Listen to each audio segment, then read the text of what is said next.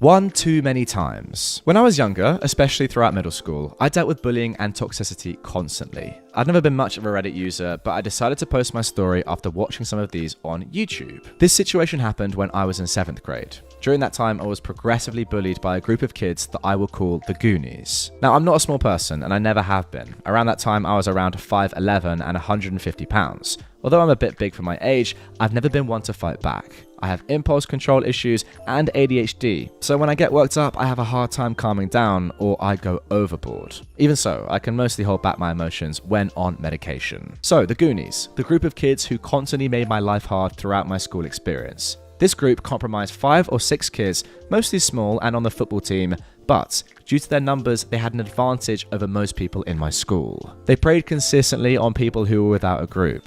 Most of the time, they just took food items during lunch and asked for money from others. On the bad days, they would fight and take whatever they wanted. They've been preying on me and my group of friends for a while, mostly talking trash and taking food. This time was different though. I'd worn my grandfather's chain and cross to school that I'd gotten as inheritance when he passed the week before. When I tell you it meant a lot to me, it did. My grandfather was my pride and joy. We had the best relationship as my father was mostly out of town working. Now, he's never been in the best health, but he got lung cancer a few months before and passed on. The chain was all I really had besides some model train sets and a ukulele. That day, I wore my chain to remove some of the grief I was feeling from his passing to make it through the day. My friends knew about the passing and were trying to comfort me throughout the day. But the one class I don't have with them was gym, and in our school, we are required to remove jewelry before class. That part was uneventful. The problem came when I went back into the locker room. All of the goons had gym the period after, and I would see them as I was in the locker room. As I walked in and took my chain out of my locker, one of them took notice and immediately asked what I had in my hand. I, of course, not wanting to cause a problem, said nothing important. I went to the bathroom to put it on, and when I walked out, all of them were waiting for me. They started to tell me to give them what was around my neck. In that moment, I was on the verge of tears because I didn't want to lose one of the only things I had left to remember my grandfather. So I made a run for it.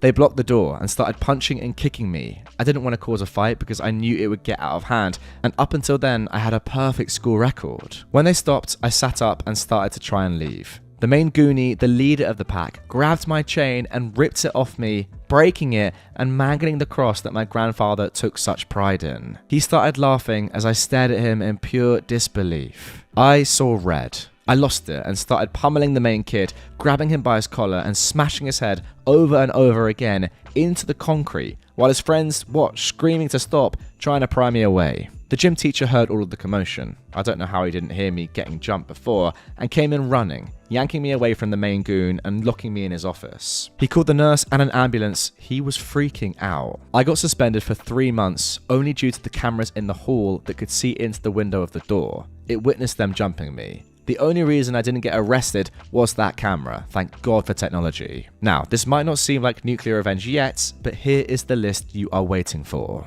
Injuries: fractured skull, broken nose, broken jaw, 8 lost teeth, and severe brain damage. He was out for 4 months with some time in the hospital. He didn't make it back onto the football team due to the fear his head would get hit. His grades also took a hit and he had to repeat 2 years. My group, on the other hand, have been free from bullying ever since. So, what do you guys think? Did I take it too far, or was it deserved? Wow, what a story. I mean, listen guys, you got to do as OP says. Get down in the comments right away if you're on YouTube and let me know your thoughts before I even give mine. I mean, look, as I always say, you can't advocate for just punching someone and dominating someone and sending them to the hospital, right? I don't think that can ever be an answer. But in this spot, what else are you going to do? Take it?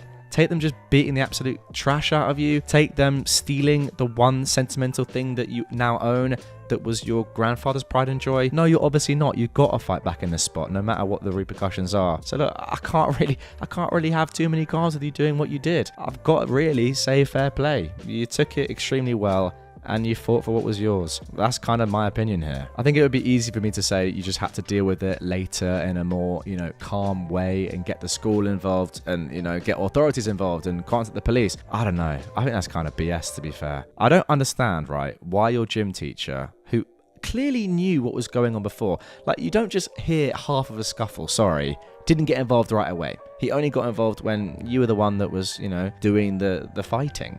And maybe that was coincidence, maybe it was, but I'm not sure about that, you know. It seems like he just picked and chose his moment as to when to get involved. Overall, I don't know.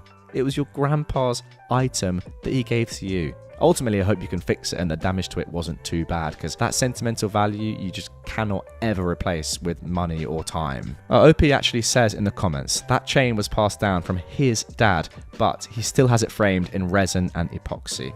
He's ashamed that he hurt someone that badly, but they felt great for getting it off their chest in the Reddit. I don't know, interesting. I kind of like that response because no one ever wants to hurt somebody that badly. But in that spot, you had to do what you had to do, and I do rate that you knew you had to do it, but you still feel ashamed about it because it's obviously not the greatest thing to put someone in hospital. Overall, I've got to say that the main moral I take from this is that bullies are a disgrace, and sometimes maybe it's good to put a bully in hospital. Maybe it's good. Call me a race traitor in a PM on Reddit? Let's destroy your life. A few years ago, on a different Reddit account, I mentioned that I was in an interracial relationship. A Redditor reached out to me and told me I was a race traitor and unfaithful to my race. I was like, what the frick, bro? I looked at his accounts. It was 6 years old, which told me his username was likely something he used a lot. So I started Googling his username at Gmail, username at Yahoo, etc., and I found a match with Hotmail. A guy by the name of, let's say, Jeff, was selling some NFL game tickets and had posted his email.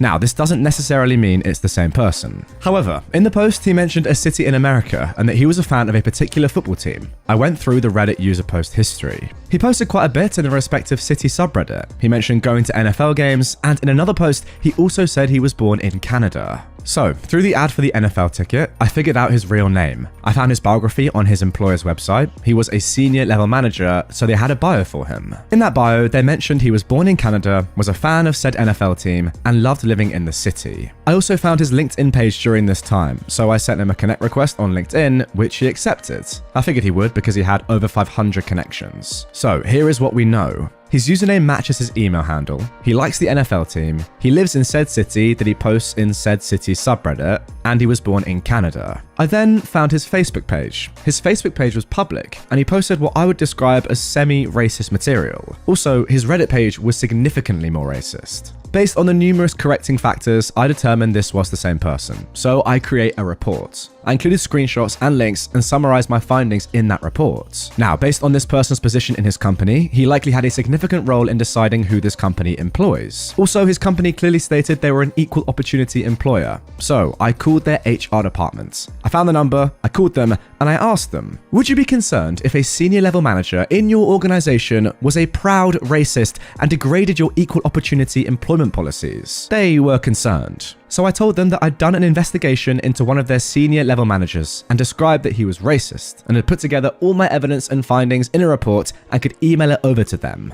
I emailed them the reports. A few weeks later, I called to get an update, and I was told they appreciated my reports. However, they would have to comment on the status of their decision and make public statements in regard. Basically, thanks for letting us know, but we're not going to tell you anything. That's fine. So I waited another month, and I kept checking his LinkedIn page. Then, one day, I saw a LinkedIn post from him in which he said he is looking for a new opportunity and if anyone had any positions open. So, I messaged him on Reddit and I told him, hey bro, heard you got fired. Just want you to know that I am the reason why. He threatened to find out who I was, hunt me down, R-word my spouse, and strangle me to death. So I reported him to Reddit admins who promptly permabanned him. Now, he really should have learned his lesson, because guess what? He didn't connect the dots. He didn't know I could see all his LinkedIn activity. He didn't know who I was. He simply acted in rage. So I put his newest message into my folder and added it to the reports. Because you see, I can be an incredibly vindictive mother effer. I checked his LinkedIn once a week. Good news, he got another job. Bad news, their HR department was also quite easy to get a hold of and discuss their new hires' online, racist, threatening behavior. However, let's just say I had a lovely conversation with this HR representative. She was a woman, and based on how she sounded and her name, I suspect she was a woman of color. So yeah. I'm not sure what happened after this, because a few weeks later, his internet history was cleaned up and his LinkedIn page was deleted. However, this company listed their senior management, which was what his position was, and I never saw his name listed. What I suspect happened happened is after his HR viewed my evidence, they terminated his employment with them. I would have totally gone after him a third time, but he got smart the second time around. Hey, by the way, Jeff, if you see this post, I'd love for you to send me a new message. I really enjoyed the little game I played with you. I also question how you handled getting fired from 2 jobs back to back on your resume and in future job interviews. What a start to the episode. Nothing I like more than seeing a racist get absolutely decimated, completely justified, and fantastic karma. What I just don't get personally is people that do not understand that anything that you ever put on the internet,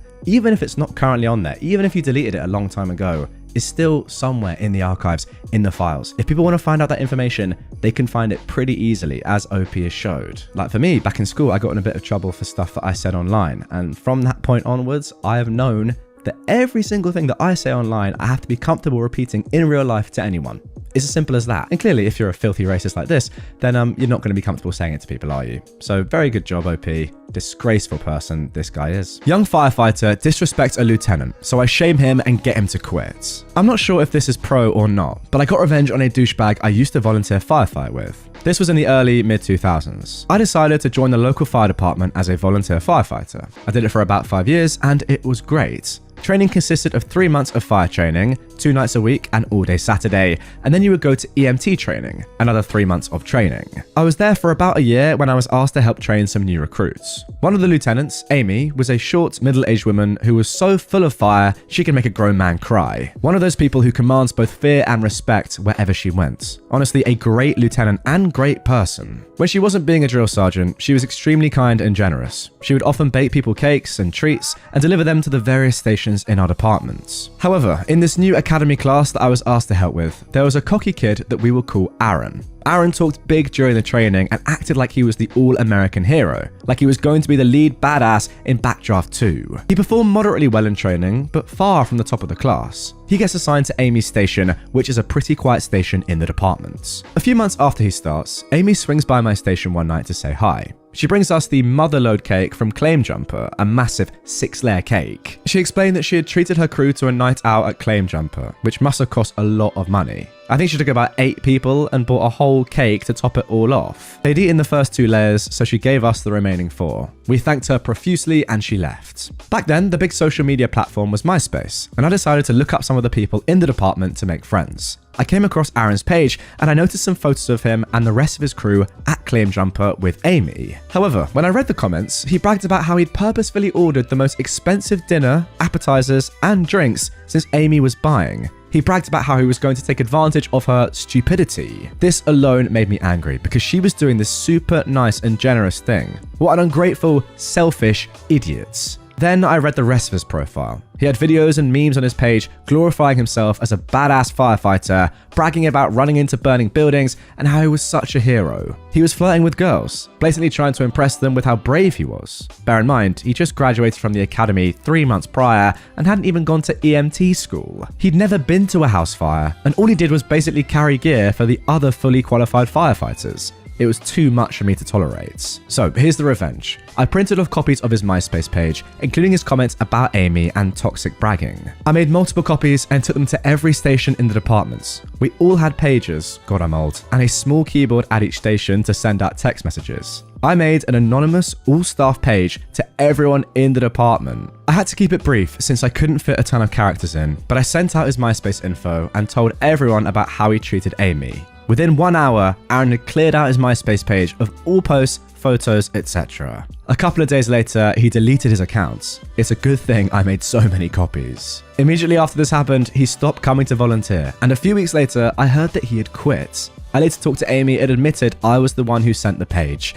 I told her I hated how he treated her, and she thanked me. She seemed really sad and hurt by what he'd done. But being the tough short lady that she was, she quickly got back into being an actual badass firefighter. She later started dating and married a fire chief that also helped at the academy. I've lost touch with her, but I hope she did well. She seemed pretty happy the last time I saw her. You know, I absolutely love this revenge here for one very simple reason. In theory, the thing that Aaron did to Amy wasn't necessarily that bad, right? Like, it wasn't damaging, it wasn't physical, it was pretty non-eventful all in, just offensive. But it was still a horrible thing to do, and the fact that you went out there and sought some justice and got it for Amy is very kind, because you could have easily been like, okay, not a nice comment, but not that bad. But no, it was very disrespectful. If someone is saying that about another colleague, then I don't know what else they could do. And to me, Aaron seems like the sort of person that you just wouldn't want to work with. So fair play to you for doing what you did. Okay, now moving on to our next revenge story. A little treat for you guys who have watched and listened this far. This is from NuclearRevenge. Things are hotting up. Steal the money I need to live. You can spend it on damages. This will be brief and not include identifying info. You can verify it if you need. I have most interactions on video. I moved out almost a year ago, and before I did, my mother stole $750 from me. That money took me over 6 months to save. That was almost everything I saved to leave and support myself because I was cutting all contacts and planned to be on my own. My parents are extremely abusive in every sense of the word. My mum knew this and wanted to maliciously sabotage me in any way she could. I say maliciously because she did not want the best for me. She wanted me to continue to be dependent on her so she could abuse me. Both her and my father took pleasure in abusing me in every way. Fast forward to a day before I moved out. I cut the wires to my TV and all lights in the room. I also poured rotten juice into the carpet, 2 by 3 foot areas, and into the dressers and let that sit. I cut the cable box as well. I also left some fish in the vent in my room. When I moved out, I said nothing, left no forwarding address, and cut all contacts. My thoughts were, you can use the $750 you stole from me to fix it. My parents are by no means poor. My mother inherited over $1 million from her mother, and my father inherited over $500,000 from his mother. They're extremely well off. I also paid rent to them $700 a month. They didn't need the money they stole from me. It was a spiteful, malicious act. Now, I don't care how much money you have or how much money you've saved, but if you've been saving for 6 months straight to enable yourself to do something that's going to progress your life and that gets taken away by somebody, it doesn't matter who they are. That is a truly awful thing to do. I mean, to be fair, it doesn't even matter if your parents are poor or not. Yes, it makes it a little bit worse the fact that they're millionaires, but your wealth shouldn't determine whether or not you should be allowed to steal money from your own child. It's just ridiculous. I don't know why they're doing this. Well, actually, no, I do. They're just abusive people and horrible parents. So if you can get out of there as quickly as you can, despite this setback, please do. I don't know why I'm saying this. I know you're going to try everything. You've already tried a lot. Get out of there, my friend, and good luck to you. Fire me from my job with no notice? I'll ruin your entire company. So, at the start of December, I was let go from my job because they didn't have the time to train me for the job role. I needed to take out a loan to survive as it took me 3 weeks to find something new. I was hired for a customer services administrator role, and as I'd never done that type of work, I was told I'd be given full training on job. The girls in the office never bothered, and I simply learnt the job myself. I was told my performance was more than they expected, but suddenly I was called into the office at 8:30 a.m. when I arrived and told they were really sorry, but they didn't have the time to train me, so I'd be let go immediately with no warning or notice. I was completely shocked by this. To add, my contract stated that I was to be given 28 days notice of termination. The company I worked for uses government grants as a form of payments, so they would regularly claim they've done certain things they haven't to make more profit from the government, such as forging signatures and lying about what work they've done to gain more funding. Basically, we get funding from the government for providing services to lower income customers. That's all I can say. I was involved in a different department, but shared an office with the department responsible for lying about profits. It's a small company, and the director would constantly hassle them to forge signatures as we can get the jobs through quicker. And if we had an audit, he would go to prison for what was being done. So when I got laid off, not by a manager, but someone who worked at the same level in my department, I was absolutely livid that they dragged me a 60 to 80 minute drive for me to leave 2 minutes later. I got home and immediately called the fraud whistleblower helpline. Nothing came of this until a week later when they wanted more details. The thing is, I'm very good at being silent and taking in my surroundings. I was able to tell them which accounts had been forged and lied about. I also had considerable email evidence of what had been going on. So, long story short, the majority have lost their jobs, including the people who couldn't be bothered to train me and went running to the director to fire me, including the director who is now being investigated for fraud and facing time in prison and a massive fine. Always live by the mantra, frick about and find out. Yeah, you've just been absolutely used here, I'm sorry. The fact that you're already very good at your job, you've trained yourself, the girls have even said, oh, you know what, we're very surprised, you've done really well, you're doing the job excellently. But also, no, we haven't officially trained you, and now we don't want to give you a lot of money, so yeah, you're done. That is so disrespectful, and yeah, as I said, they are completely using you, exploiting you, and it's not legal. When you hear more and more about the company, as I read more and more of the story, it doesn't really surprise me that the employees act this way. I mean, the fact that there's just fraud all over the gaff is a massive red flag, of course. And again, as I've said with all these stories, fair play to UOP for actually doing something about it. It's one thing noticing these things and saying, okay, I'm not going to stick around in this company because they are fraudulent, they treat employees badly. they do terrible things. But it's another actually fixing the problem and helping out other employees and future employees as well. Because who knows, down the line, if this company is still running and who knows, is getting more and more profitable and employing more people that just don't know about the stuff that's really going on, then they could be in for a terrible time. But the fact that you've done this and stopped all this going on, not just for yourself, but for potential future employees, is amazing. So fair play to you once again. My boss stole my Super Bowl tickets, so I made him lose a major client. With the NFL playoffs back on, I thought you all might enjoy this football-related revenge story. I'm a huge 49ers fan, the rabid all-day tailgate in the parking lot type. A few years ago, we made it back to the Super Bowl. I was working at a consulting firm with a handful of accounts I would interact with directly. One client in particular knew how big of a Niners fan I was. I was the day-to-day lead on his accounts. He really liked working with me, and we became friends, often grabbing drinks or dinner after our meetings. He had access to a pair of extra company seats to the game, and as a thank you, wanted to give them to me as a gift. He passed the tickets over to the partner on that account, who I will refer to as Idiot Partner, to be given to me as a surprise. The game came and went. We lost. It sucked. The next time we met, we went to drinks afterwards, and he mentioned, "Hey, by the way, why didn't you go to the game? I heard somebody else was in your seats." I asked, "What game?" And he said, "The Super Bowl?" Confused, I answered, "I didn't have seats to the Super Bowl." He told me that he gave the Idiot Partner a pair of his company tickets for me as a gift so I could attend. I had zero idea what he was talking about. He looked shocked and told me to quietly ask around about it and get back to him. When I was back in the office the next week, I found out through one of the secretaries that the Idiot Partner had given a pair of Super Bowl tickets to another one of his clients as a gift from our company. I might have let this sort of thing go to keep the peace under different circumstances, but these were seats on the 30-yard line to see the freaking 49ers play in the Super Bowl. I was fuming. I considered confronting the Idiot Partner myself, but realized it was the client who had noticed I wasn't there in the first place, so if I let him handle it, there'd be no blowback on me. So I texted him, "Hey, I just wanted to thank you so much for thinking of me with those seats. It appears that they were given to another one of our firm's clients." He texted back right away, in all caps, "Are you kidding me?" And then, "Pretend I never told you. Let me handle." He followed up with me about formulating a plan. A few days later, we were asked to come down for a meeting in their office. The client requested the partner to be present, not entirely unusual, so the Idiot Partner and I hopped on a flight the next week and headed over to their office. Little did the partner know, my client had orchestrated a wonderfully awkward little show to catch him red-handed. When we entered the conference room, it was all the usual suspects, along with a woman in her 30s we didn't recognize. My client immediately introduces, "Partner, this is Stephanie such and such, VP from another department. She wanted to sit in on this meeting." "Hey, OP, you guys must already know her from the Super Bowl." She then responds as she goes to shake my hand.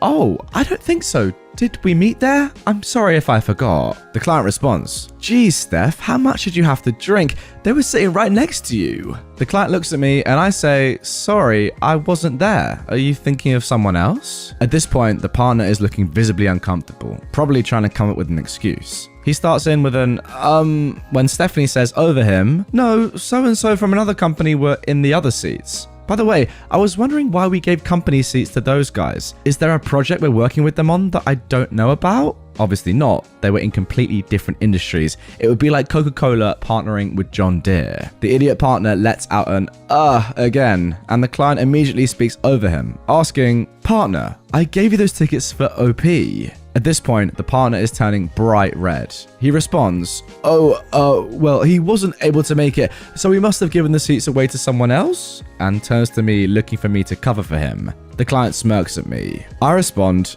what are you talking about? You gave me tickets to the Super Bowl?" The client suddenly raises his voice. "Partner, those tickets were a personal thank you gift from me to OP. Did you give them away to someone else? Was it another client?" The partner butts in with, maybe something got mixed up in the office." The client went quiet for what probably seemed like an eternity to the Idiot Partner. He then looked down, grabbed his portfolio and iPad, put them into his briefcase, and said, "I think this meeting is over. OP, it seems as if I owe you a thank you gift. Let's go to lunch. Stephanie, you're welcome to join. Partner, I need to evaluate our relationship. Please go back home and expect to hear from us next week." The partner suggests that he would like to join, presumably to do damage control, and Stephanie sternly tells him, I don't think that's a good idea. And she asked the front desk to see him out. As soon as he's in the elevator, we all break out laughing hysterically. Stephanie wasn't really a VP, just an employee at the company who the client had drafted into helping with his pre-planned meeting scare. But she did end up coming to lunch with us and was a fellow Niners fan and a total blast to hang out with. On our way to the restaurant, I got a desperate text from the idiot partner saying I needed to cover for the firm and that we could discuss things when I got back. I replied, yes, we need to talk, but I'll see what I can do. The client told me to wait a couple of hours and then respond to him. 1, to expect invoices for the resale value of the Super Bowl tickets. Resale is way above face value. It was over $10,000, as well as our lunch. He picked a pricey spot and made a big show of overspending. And that he expected them to be paid immediately. 2, expected I be given a direct apology. 3, expected a written apology to his company for what he considered theft.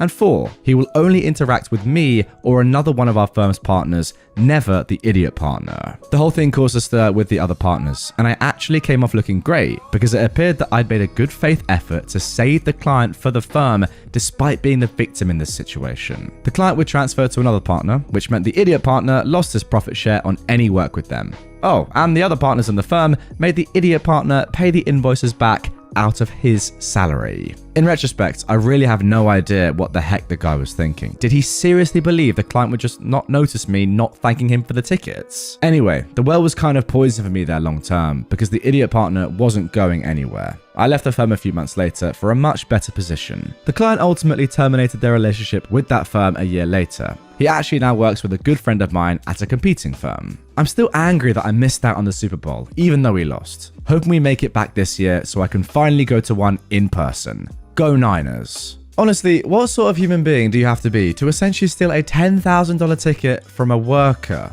from an employee of yours? That is disgusting. Like, you being their boss means absolutely nothing, just in terms of being a nice person. How can you do that? That's insane. And that is before we even get into the fact that this is obviously going to ruin a reputation with one of your big clients. Like, how did you expect this to go? The client never to ask, oh, so did you enjoy the game? Did the surprise go well? And then be like, you didn't go? Okay, what's going on here? Like, that was an inevitability. I just don't understand the logic here.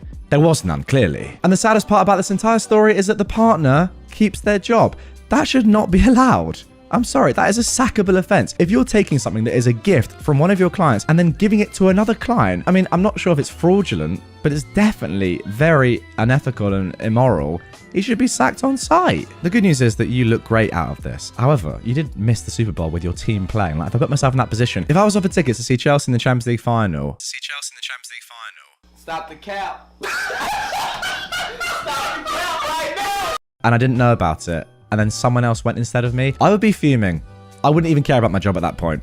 That is the truth. Now for our next revenge story. Nuked my wife's lover. A little over a decade ago, my then wife decided to get a divorce. We had 2 kids, a 13-year-old boy and a 6-year-old girl, and even though our sex life was non-existent, I really didn't want to get divorced and break up the family. It turned out that the reason she had killed off our sex life was that she had been cheating on me for quite a while. She'd planned everything out years in advance and had set it up so that the divorce would be final at the same time she finished up the last semester of her master's degree. Then she was going to take the kids and move to Dallas to live with her fiance. Even showed me the engagement ring. Long story short, you could say the divorce was ugly, in much the same way you could say the bombing of Hiroshima left the place rather messy. When the smoke cleared, I wound up with custody of the kids, so she literally packed up a U-Haul and drove off to Dallas to move in with her fiance. Then she stopped paying child support. I had to get the state attorney general's office to sue her to get her to pay up. Since she'd gone ahead and moved to Dallas, she had very little contact with the kids. And when they did go to her place, they hated it. Her new hubby, we called him the step douche, had no interest in the kids, other than to bully them. It wasn't physical, but it was still bullying. For example, when my son was 15, he wanted to go to a horror movie convention in Dallas. I couldn't afford to go with him,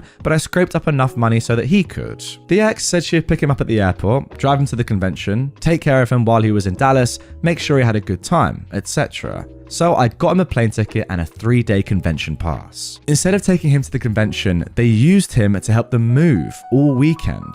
By the time he got to the convention, it was Sunday afternoon and everything was shut down and everyone was going home. The stepdouche was a huge jerk and was constantly making things as hard as he could for both me and the kids simply because he could. This is just one example. He also occasionally beat the heck out of my ex, but that's another story. Wow. It's important to note here what the step-douche did for a living. He and a couple of other partners ran a small business/scam that solicited people to invest in oil wells. They ran a call center. Some of his disgruntled employees posted online about this and cold called folks to talk them into investing. They would then get this money together and they were supposed to use it to buy old oil wells, rework the well to get it producing again, and the investors all got a share of the proceeds. I know that they actually did do this on a couple of occasions. They had pictures of the well on the firm webpage, but how much of the investors' money was actually invested and how much went towards the step-douche's rented Mercedes and suits and such, I don't know. I know that the step-douche and my ex went to a lot of rock concerts and pro football games, but I also know that at least one of his partners was apparently honest. More on that later, and the firm was big enough they hired my ex to work there at least part-time, and they had a couple of office assistants too. I had spent some time in the military and worked briefly with law enforcement, so I pulled every string I could and got as much background on the step-douche as I could. It turned out that he was on probation for felony cocaine possession and for assaulting a cop. Apparently, he'd stopped off at a truck stop to pick up some party supplies for a Super Bowl party, and he bought the drugs from an undercover cop. Nobody knew this, not even my ex. She was shocked when I told her. Not his partners, certainly not the people he was trying to get to invest in his oil well deals. Eventually, I posted his arrest report online. The whole thing, except step-douche's social security number. I was very careful not to add or embellish anything because when it comes to slander, truth is a defense. As long as I only posted the truth, i.e. the complete arrest report, along with arrest number, record number, etc., and his plea bargain deal, it wouldn't be legally actionable. Court records are public documents. I also said that this was only one side of the story and that people should contact him to find out his side. So I posted all his contact information, including where he worked, and the firm website, and the firm phone number, and I think his home address, in the interest of fairness, so people could get his side of the story. But I didn't dox him or anything like that, not even once, even though he lacked the legal certifications and background checks required for someone who worked doing investments. I figured his partners could find that out for themselves if they decided to check. I don't know the details of what happened next, but I do know that my ex called me up a couple of weeks later and literally begged me to take my post down. I politely refused. I do know that his firm vanished, website gone, phones disconnected, emails bounced. Apparently people are reluctant to invest their life savings with an unlicensed drug felon. Who knew? The kid said that my ex and the step-douche had to move into a hotel for a while, so what happened to the house they were renting, I don't know. Finally, they moved back to our city, and step-douche got a job working for a buddy's exotic car company. Customers would come into the company and request a particular kind of car, and he had to go and search the internet to find a matching one that was for sale. I don't think it was a high-paying position. The ex went back to the job she had before the divorce, though with another company, and she was the big breadwinner. I know that they were dodging creditors for a long time, because I would occasionally get phone calls from bill collectors asking for my ex-wife. These guys always found me to be very cooperative. Since I dropped the kids off at their place for the visitation weekends, I knew exactly where they lived, what their phone numbers were, where the ex worked, everything. Then I would call her brother, my ex-brother-in-law, and tell him that his sister was in financial trouble again. I think he helped her out a few times. I once got a call from a bill collector that was out to repo the Harley my ex had bought step-douche as a wedding present. I was able to tell him not just where they lived, but how to get up to the property unseen. There was a small drainage ditch that ran alongside, and that when I dropped off the kids on Saturday mornings, step-douche normally had the garage door open while he did yard work. I don't know if the repo man used this information or not, but they did go from a 3-car and a Harley family to a 1-car family over the course of a few months. Since they only had 1 car, step-douche made the ex take the bus to work. Finally, my daughter was brave enough that she used her iPhone to record one of step-douche's rage fits where he slapped around my ex. I was able to take this to court and get a restraining order requiring him to be at least 500 feet away from my daughter at all times. This meant that my ex still had visitation, but that my daughter didn't have to go over to their house anymore. Eventually, step-douche got fired from his job. He has real problems with authority figures, and he hasn't worked in like 5 years. My ex finally left him. On top of abusing her, he was also cheating on her. But for some reason nobody understands, she still pays all his bills, which means she has to sell plasma to try and make ends meet while he hangs out at strip clubs, but that's not my problem. A couple of years later, one of his partners started up a new oil and gas firm and went to long lengths to get it certified by the Better Business Bureau. And every other, look, we're really honest website he could find, so it seems likely he didn't know that step-douche was as slimy as he turned out to be. Well, there we go. A great read, great revenge. I'm not gonna lie, a pretty tragic situation. I'm not sure who I feel worse for in this spot, OP. You or your kids, both just awful. And I'm sorry you had to go for all of that. Did quite enjoy you saying that you posted all his contact information, including where he worked, the website, his phone number, his home address, but not doxing him. That's very good. Because, yeah, doxing is definitely completely different to that. And you definitely didn't do that. Look, I don't know actually legally how allowed that is. But if you thought it was okay and you say you're an ex-cop, then you're probably all right. Horrible roommate with insane boyfriend who won't leave? Bye. I managed to find an awesome house to rent after college with 2 other friends. One was my good buddy from undergrad, let's call him Ben. The other was someone who I'd gotten to know through another close friend, and let's call her Crystal. Everything is all fine and actually great for quite some time. We lived our own lives, but had a great time hanging out together too. The perfect roommate situation. That is, until Crystal started dating Pablo. Pablo was the ultimate deadbeat with a Napoleon complex. Just a little over a month into our lease, Pablo got evicted from his place, and Crystal asked if he could stay for a short period while he looked for a new one. Being understanding and empathetic, and trusting Crystal, we had no reason not to, we said sure, as long as it's temporary.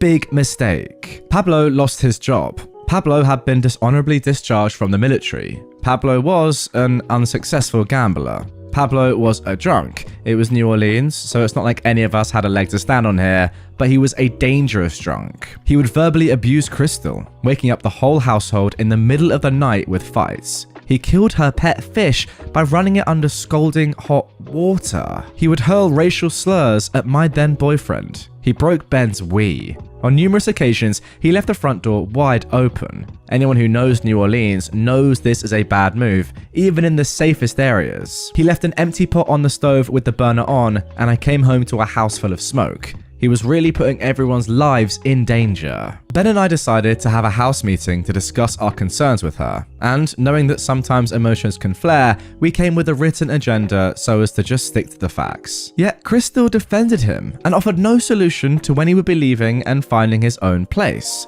Spoiler, he never would. Really rubbing salt in the wound, Pablo had gambled much of their money, and Crystal was having trouble making rent one month. She asked if she could borrow it and pay me back next paycheck. Again, being a trusting empath and feeling like we had no other choice, I did. I was furious to find out that the 2 of them had left for a long weekend at a casino resort in Mississippi before having paid me back. Well, now for the revenge. I've been working 2 full-time jobs. I saved like crazy, and it was 2008 and housing prices had dipped. I decided to buy my own home. Ben knew all about this, so did my landlady, and was planning to be my roommate in the new house, but I never mentioned a single word to Crystal. I found a great place, made an offer, and closed a little thereafter. It just so happened that the day I closed on the house, when we were already planning to move and just get the hell out of Dodge, Crystal and Pablo took one of their famous casino getaways. We got around 15 to 20 of our close friends, one of whom had an enormous truck and a giant flatbed. Of course someone did, it was Louisiana. Many hands make light work, and within a few short hours, the entire house, other than their room, was cleared out. Oh, and did I mention all the furniture, all the kitchen stuff, everything in the common rooms belonged to either me or Ben. Crystal and Pablo returned home at the end of a full day of gambling, only to find a completely empty house except for their room. We told them we'd switch the utilities that were under my name to the new house, and we'd informed the landlady and paid out our share of the remainder of the lease. The looks on their faces was priceless. We left and never saw them again. Hallelujah. Wow, talk about a quick little piece of revenge there. That is so much to have done in just a few hours. Brilliant scenes, and you're right. With that many people helping out, you can get so much done in such a short amount of time. Imagine the look on Pablo's face. And by the way, this is completely justified. I don't even need to say that, but it is. This guy sounds truly horrible, and all I can think is that I hope your ex-roommate gets rid of him. But imagine that look on his face when he comes back to his house, I guess, that he's now calling it, and just sees everything gone apart from stuff in his own room. Brilliant scenes. Now, the reason I wanted to cover that story in particular is because I am moving out myself in with 3 roommates, 3 of my best mates who I've known for over 20 years in just a couple of weeks. And I'll be frank, I really hope this doesn't happen to me. It's unlikely, I would say, because I have known them for over 20 years and I went to nursery, that's kindergarten with them. So I don't think it's going to happen, but you never know. One of them might start dating Pablo. Okay, now for our next revenge story. Revenge on the movie producer. Please allow me to note, well in advance, that this story is not mine. In fact, it's a rather popular story in a town I once lived in, Savannah, Georgia, and centers around one homeowner who got royally annoyed with a movie producer. There'll be a note at the end about the fellow this story is about for those interested, and I will be reading that out. Okay, so first and foremost, when movie producers are looking for places to set a movie that takes place in colonial or even 1800 cities in the US,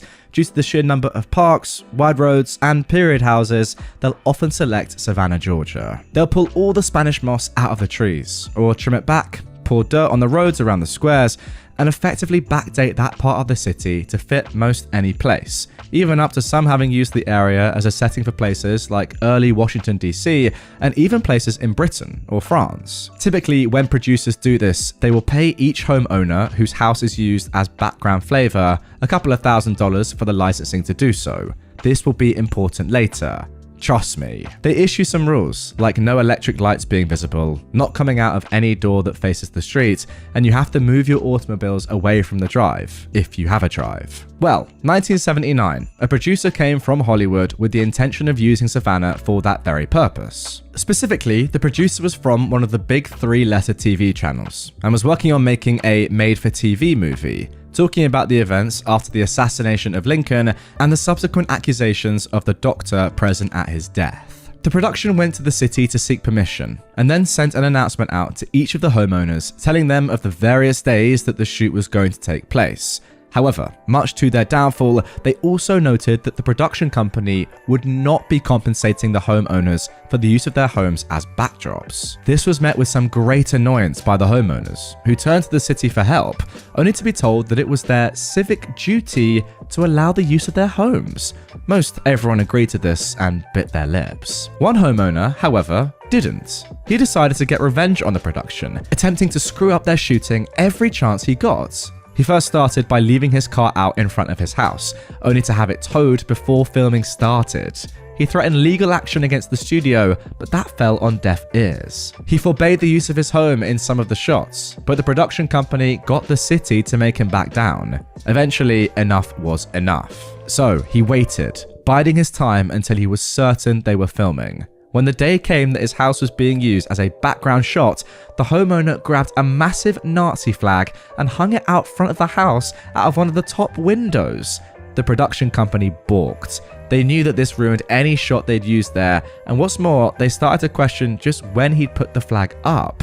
Was it just the one day, or had all the previous shots, some of which showed the house from across the square, been ruined as well? They turned to the city for help, and the city just basically shrugged, saying that it was his First Amendment right to do that, and implied that had the production company paid the homeowners, as had always been done before, then this probably wouldn't have happened. In the end, the production company had to end shooting, and go to the homeowner begging for him to remove the offending flag. He did eventually do so, but only after his lawyer got a contract in writing that required the production company to pay all the homeowners for having their homes in the shots. The flag came down and shooting wrapped in less than a day. Interestingly, it's said that in the movie in question, The Ordeal of Dr. Mudd, there are several shots where you can see a bright red Nazi flag flying from one of the homes in the distance. That stunt cost the producer quite a substantial amount of money and pushed production back at least a year while they tried to find every single instance that the flag flew in the background shots. This homeowner would go on to himself become very famous, though not for a good reason. Even so, he lives on among the legends of that city, both of his revenge against a movie producer and his later brush with fame. Alright then, a little note from OP about who this guy is. The fellow in question is none other than Jim Williams. Williams was an American antiques dealer and a historic preservationist based in Savannah, Georgia. He played an active role in the preservation of the Savannah Historic District for over 35 years, but he was arrested on May 2nd, 1981 for the alleged murder of 21-year-old Danny Hansford, with whom he'd been having a homosexual relationship, at Mercer House. After the subsequent 4 trials, a record in the state of Georgia, Williams was finally acquitted by a jury in Augusta in May 1989, 8 years after his arrest. Williams died in 1990 of heart failure, though AIDS is also suspected. He is the center of the story Midnight in the Garden of Good and Evil novel, and later Clint Eastwood movie. Well, There you go. What a brilliant story that was. I don't know so much about the ending and the fact that this guy may or may not have murdered someone. I guess he was acquitted, so we have to go with that, don't we really? But nonetheless, let's move on from that. An original story that is just brilliant. And again, I just don't really get why the production company wouldn't ever pay people right off the bat, as every other production company, I presume, did and does right now as well. Like, your home is being used in the shot without your permission. Obviously, you're then going to do whatever you want. It's within your right to kick up a fuss if you want to. Like, it is literally your home and you're getting no compensation for it. And also, they're saying you can't park your car in your driveway. Who's going to tell me to do that? Not nobody. Trust me. And I don't even drive, so make of that what you will. Our next story comes from r/NuclearRevenge. So things are hotting up a bit. All army service records lost. This happened a few years back. My dad found out he was super allergic to some kind of shrub in central Texas, Fort Hood, after he was transferred there. As a result, he was restricted to office work and prohibited by army doctors from outdoor duties. His West Point grad commanding officer was a hyper warrior kind of dude who detests his soldiers who didn't want to train 24/7. Unfortunately, he thought my dad was milking his allergies in order to avoid being a real soldier. My dad was also married and my mum was pregnant with my older sister, a situation that infuriated the captain because #reasons. The CO never ever passed an opportunity to humiliate my dad by questioning his manhood, doubting his commitment to protecting the Constitution, disparaging his duties, etc. The CO would call him out in front of the company or debase him in front of higher HQ staff. He'd call the house at 6 a.m. on Sunday and order dad in for BS reasons, anything to annoy him. In short, he made his life a living hell. For what it's worth, the first sergeant loved my dad's work performance and said so privately. When my dad got orders to leave active duty, which enraged the CO, he found out that the CO received orders for an assignment that was a notch needed to guarantee promotions as well as other plum jobs. Dad decided to screw with his official records before leaving. As company clerk, he had full access to unit personnel files, orders, and more, which meant he also had keys to the building as well.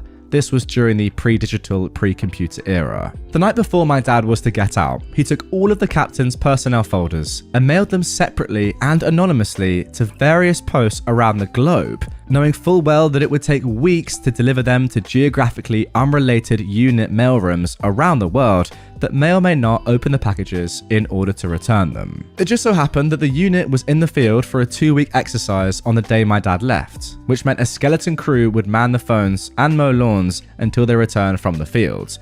No one was the wiser for weeks. One of my dad's old poker-playing sergeant buds wrote a few months later, telling him that the captain went ballistic, that the missing files seriously damaged the captain's career prospects, since some of the files were lost in the system. Therefore, the coveted assignment orders were cancelled and the entire personnel record had to be reconstructed manually by the Department of the Army. My dad said it was a teaching moment for the cruel jerk that you should never screw with your unit clerk, because even chairborne rangers know how to seriously wound enemies, foreign and domestic. We've said it once, we've said it 1,000 times on my channel. Do not mess and do not annoy any of your colleagues, no matter where they are in the hierarchical structure of whatever organization you are employed by. Just don't mess with them, because first of all, you have no idea who they may become. One day they may just be the CEO, they may just lead the world, who knows? And also, if they are going to leave at any point and you have done things like this to them, then they are at their most dangerous at that stage. They're going, they have no qualms about whatever they're going to leave their business or army behind with, so they might just go off the rails like your dad did and potentially ruin any of your career prospects, as happened here. Great stuff, completely deserved. And now for our final revenge story of the episode. This one from r/PettyRevenge, but with over 34,000 upvotes. My ex cheated, so I refunded a gift and now she's livid. My ex broke up with me just about a year into us dating. In hindsight, she was awful, but I was blind to it all. She broke up with me over the phone, which seemed a little informal from all the time we spent together. Fast forward a week after that, several individuals connected to her, but not each other, confirmed she was in fact seeing another man.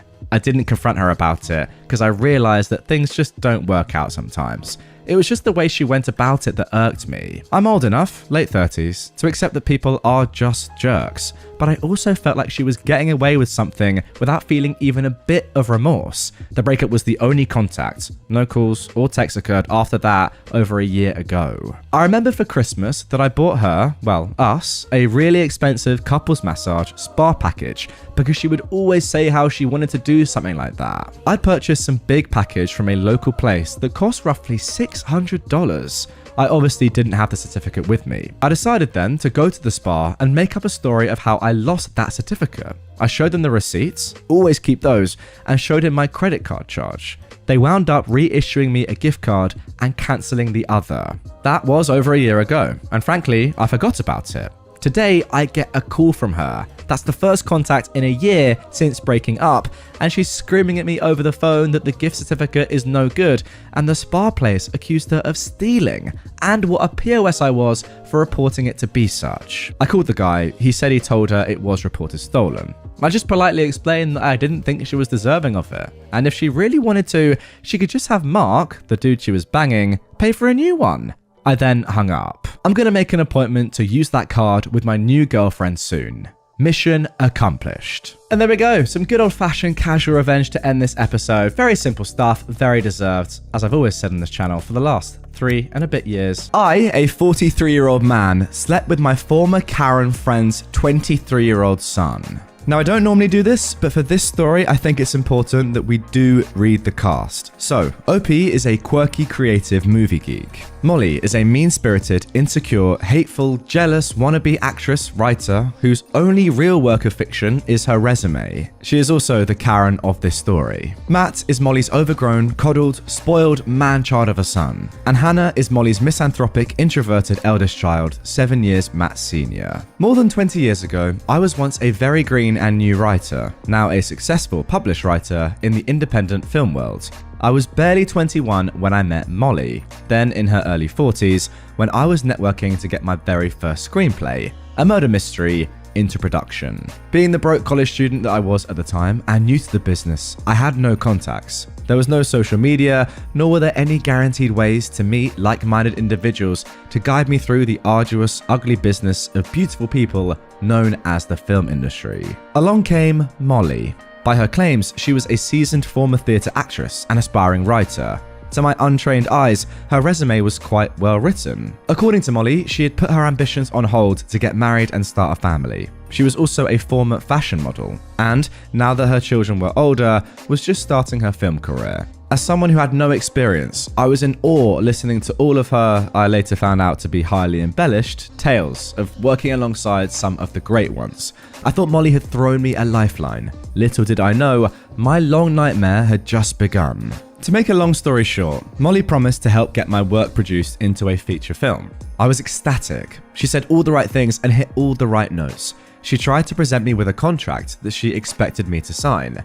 I saw a series of typographical errors and misspellings. There were simple grade school level words misspelled. No aspiring writer would have made quite so many errors without, in the very least, proofreading what they considered to be a professional document. It's worth pointing out the document wasn't even notarized or on official letterhead. I also later came to find out that her production company name wasn't registered with the state and that she'd simply made it up.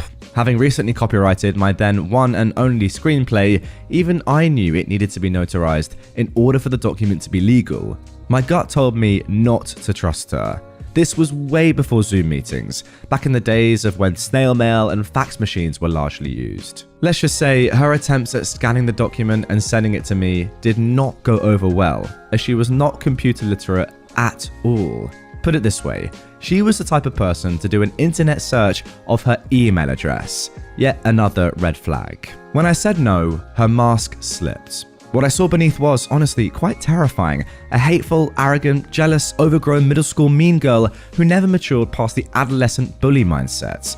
I ended the call and turned into a bloodhound. I called up all her references on her resume and researched her work history down to the last credit. Surprise, surprise, her resume was more phony than her, what would later be known as, Karen Platinum blonde hairdo. I pushed back and told her I wasn't going to sign the contract and there was nothing she could do about it. mostly because she'd lied to me, and I found out she wasn't as experienced as she said she claimed. To say she didn't take this well would be a gross understatement. She promised that she would produce my screenplay into a feature film, whether I liked it or not. When I pointed out to her that that constituted theft of intellectual property, plagiarism, and copyright infringement, all crimes that I could sue her for, she went radio silence quiet. I later found out through the grapevine that she was demonizing me to anyone who would listen, thus adding slander and libel to the list of crimes that she'd committed against me. She, without my consent, even went as far as to get a promotional video done loosely based on my story, with her, naturally, starring in the leading role. I tracked down the filmmaker's website and saw an edit of the video on their demo reels page. It should come as absolutely no surprise.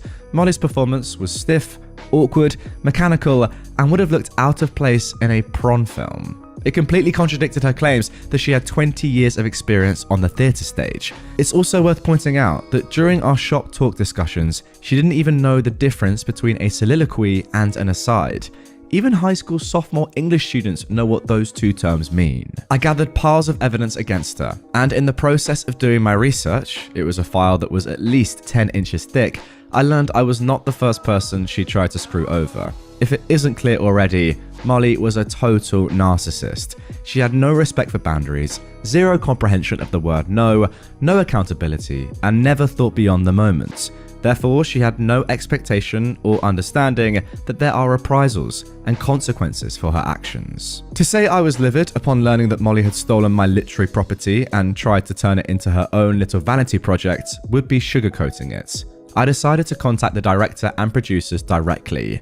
I scanned my copyright certificate and sent a very eloquently written email to them declaring that I was the sole creator, owner of the work that Molly had presented to them. It should come as no surprise that she had claimed she'd written it and was going to produce and star in the feature film based on it. The documented proof that I sent the director and his production team completely refuted her fraudulent claims. I really don't know what Molly hoped to achieve by doing any of this. As anyone who knows anything about the seriousness of copyright laws knows, she would have had to prove proof of ownership when it went to production. Of course, she was incapable of proving such proof as it did not exist. A zero-budget promotional video based on her written work was a different story. It was a labor of love for everyone involved. As for Molly, it was just a temporary stroking of her very fragile ego. I was just sad for the cast and crew that their time had been wasted by a skilled con woman who lied every time she opened her mouth and would have sold her own children up the river if it could have gotten her what she wanted. To make an already long story much shorter, Molly called me up, flipping out when everyone on the production team quit. Why she thought I would care about her being rightfully branded a charlatan, I'll never know. She never said it, but she knew that I knew she'd been busted for her series of copyright violations. They'd also apparently questioned her resume after the fact, and called her a lying grifter with zero skills or talent. Apparently, she did not take this well, and she cussed them all out. Having seen her true colours, they distanced themselves from her. I can only surmise that they, at the bare minimum, did not want to be involved with someone who was a proven liar and a thief.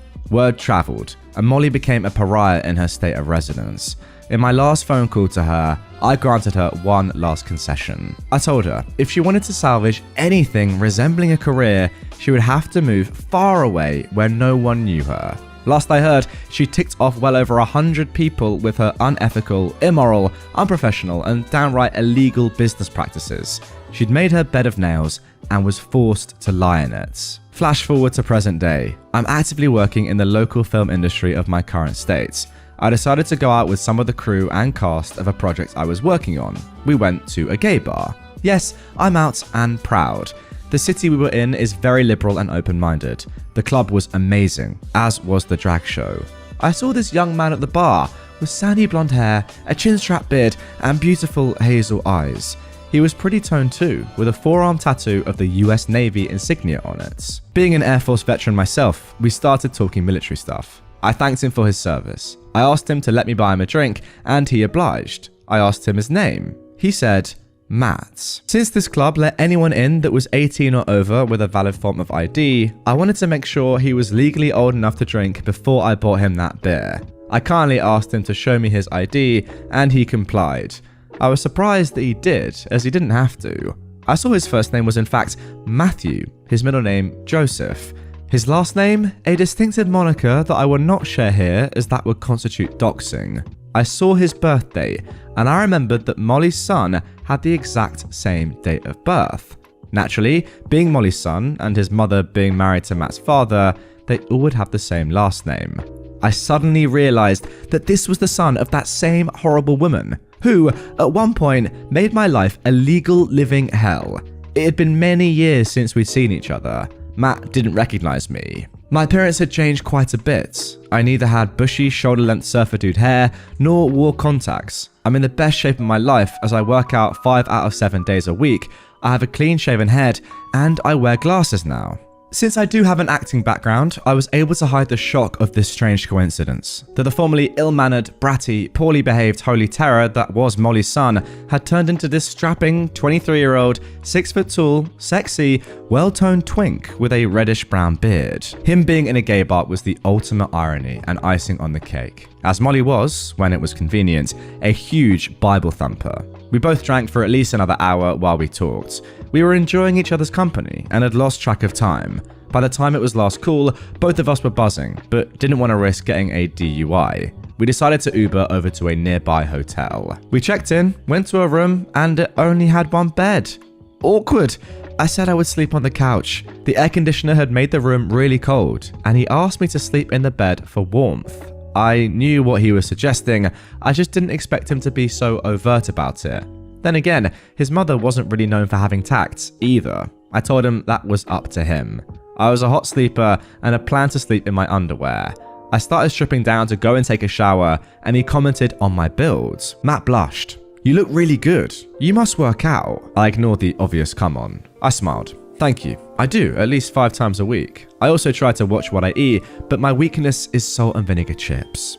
Matt laughed and smiled a come hither grin. "I'm not in near as good a shape as you. Don't sell yourself short. You're taller than me," I said. Matt laughed at my bad pun. Alright guys, a little bit of a fair warning here. It does get a little bit raucous in this moment. I'm going to read it out because it's in the story, but you know, fair warning. If you want to skip ahead a minute or so, be my guest. I won't stop you. OP then says, "Well, don't leave me in suspense. Let me see what you look like. I've shown you mine, show me yours." I said this with a sly smirk on my face, and I shifted my eyebrows. I think he knew what I was suggesting. The next thing that happened, I did not expect. Matt completely stripped naked.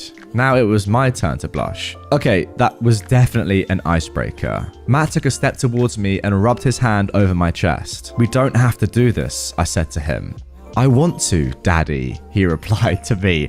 Sorry, I can't help but laugh here, guys. Remember, throughout all of this, that Matt is Molly's son. Matt just doesn't remember who OP is in this moment. But OP sure knows who Matt is, and this is all part of his revenge. Now, OP hates being called nicknames like that, but I let it go. Because, let's face it, I had this cute college-age kid in my hotel room, and that was the only thing on my mind at that particular moment. I was fully out of my clothes and standing in front of him as we inched over to the bed. He laid me down and kissed me while caressing my chest.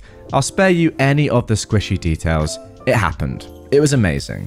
Matt chose the top bunk. The finishing move, I would give a 4 out of 5 stars. He was clearly inexperienced and could definitely use some practice, but it was fun. Now, good news guys, that is the end of the Wattpad story. Let's get back into it. The next morning, while he was showering, I went through his phone and got Molly's as well as his sister Hannah's numbers. I'd seen him put in his passcode, his birth year, so it was easy to remember. Without getting too graphic, during the act, Matt had taken pictures of us in various positions, doing things to each other. Okay, sorry, seems like the raucousness has continued a little bit. No, it wasn't for an OnlyFans. Wow. We were both consenting adults, and I had no problem with that. I'm debating whether or not I should send the pictures to his dog mother and equally horrible half-sister, Hannah. Because I'm not a petty, spiteful, cruel individual like Molly, I'm stuck at a moral impasse. I'm really on the fence about it. How would Molly react if she found out that her pride and joy, whom she'd beautified and practically canonized as a child, was a raging member of the LGBT+ community? Not that having a gay son should ever be considered a form of punishment, but Molly being the racist, homophobic, bigoted, feckless, Bible-thumping, adulterous hypocrite that she is, I'm sure it would come as a big shock. In comparison to Molly, Matt's father was always more liberal-minded, easygoing, and just wanted all of his children to be happy. He had 3 others with his first wife before he met Molly. I'm also pretty sure that Hannah wouldn't care at all about her little brother being a great big flamer either. If anything, I'm sure of one thing. If and when Matt comes out, he's going to see how very conditional his mother's love for him, if he doesn't even know that already, is. As a child, Hannah and Matt often went hungry, wore ill-fitting clothes, shoes that didn't fit, rarely had supplies for school, had teeth rotting out of their heads, and lived in a house that looked like it belonged on hoarders.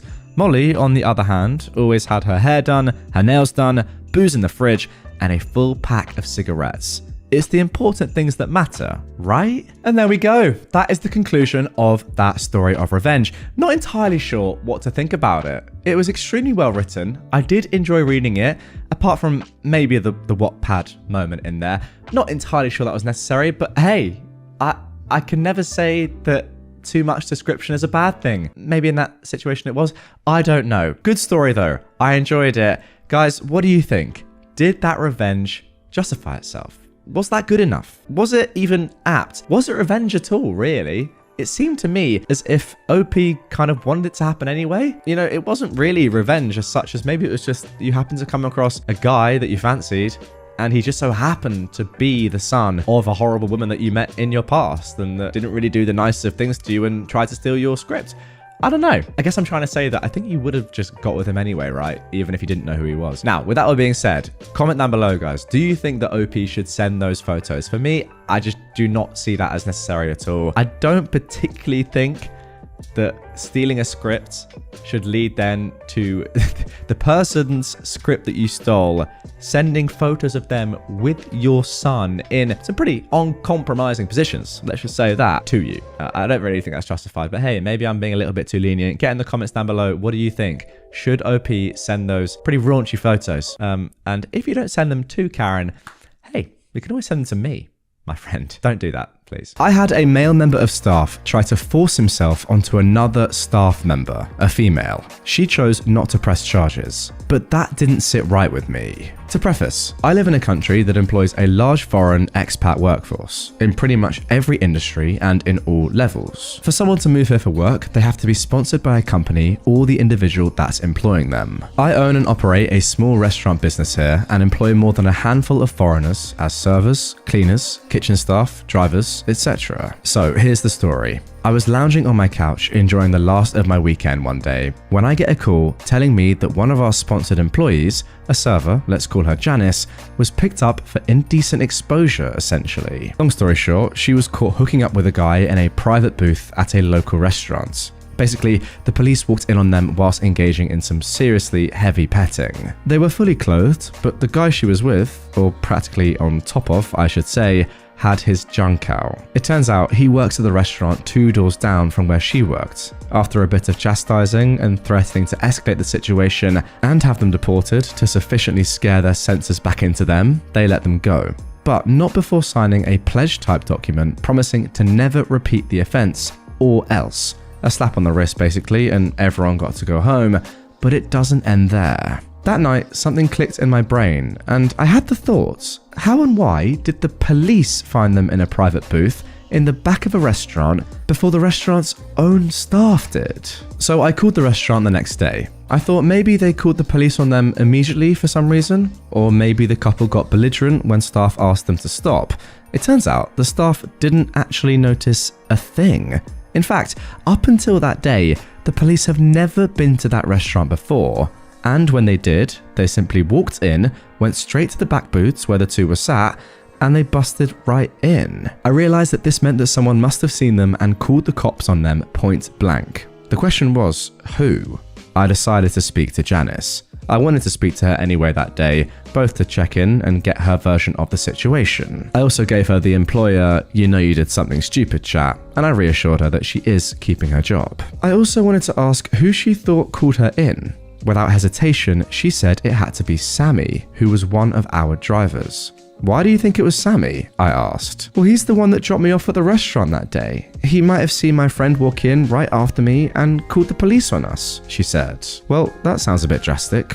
Why would he do that even if he'd seen you do anything? I asked. She claimed it was because he was jealous. He was really into her apparently, and kept trying to get her into bed, she said. What genuinely annoyed me was when she told me that he actually tried to force himself on her once and she fought him off, and that he hasn't tried or even said anything since other than being very short and curt with her. My immediate response was, why on earth would you not tell me or one of your managers right away? She said that she dealt with it her way and it stopped. Plus, she didn't want anybody to get fired on her account, and she didn't want any interaction with the authorities. So she decided not to make a big deal out of it in the first place. She also declined to press formal charges against him, which I advised her to do. Her declining infuriated me even more. This guy was going to get off scot-free. Now, clearly I was about to fire Sammy, but in my mind, that was not enough. For someone to attempt to R a person basically, and not get in trouble for it, that's not okay with me. But it seemed like it was something that I'd have to live with. Obviously, my next conversation of the day was with Sammy. My intent was to confront him with the accusations. I called him into my office. I didn't really know where to start, so I went with, obviously you've heard about what happened to Janice this weekend. He stepped in it right away. Heard about it? Came the unexpectedly proud response from a proud as anything and positively beaming Sammy.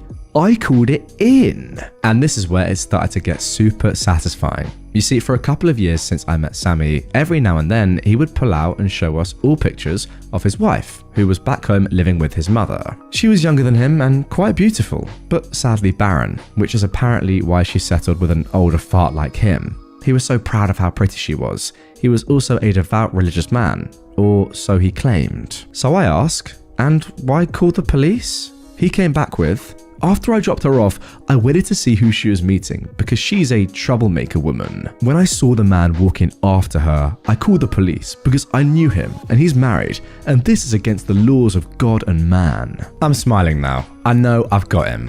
Why do that instead of calling your direct manager or even me, and before even seeing for yourself what they were doing exactly at that? Why make it my problem and the company's problem what she does in her own time? Silence. Head down, counting his shoes. Sammy, I know why. I know what you did.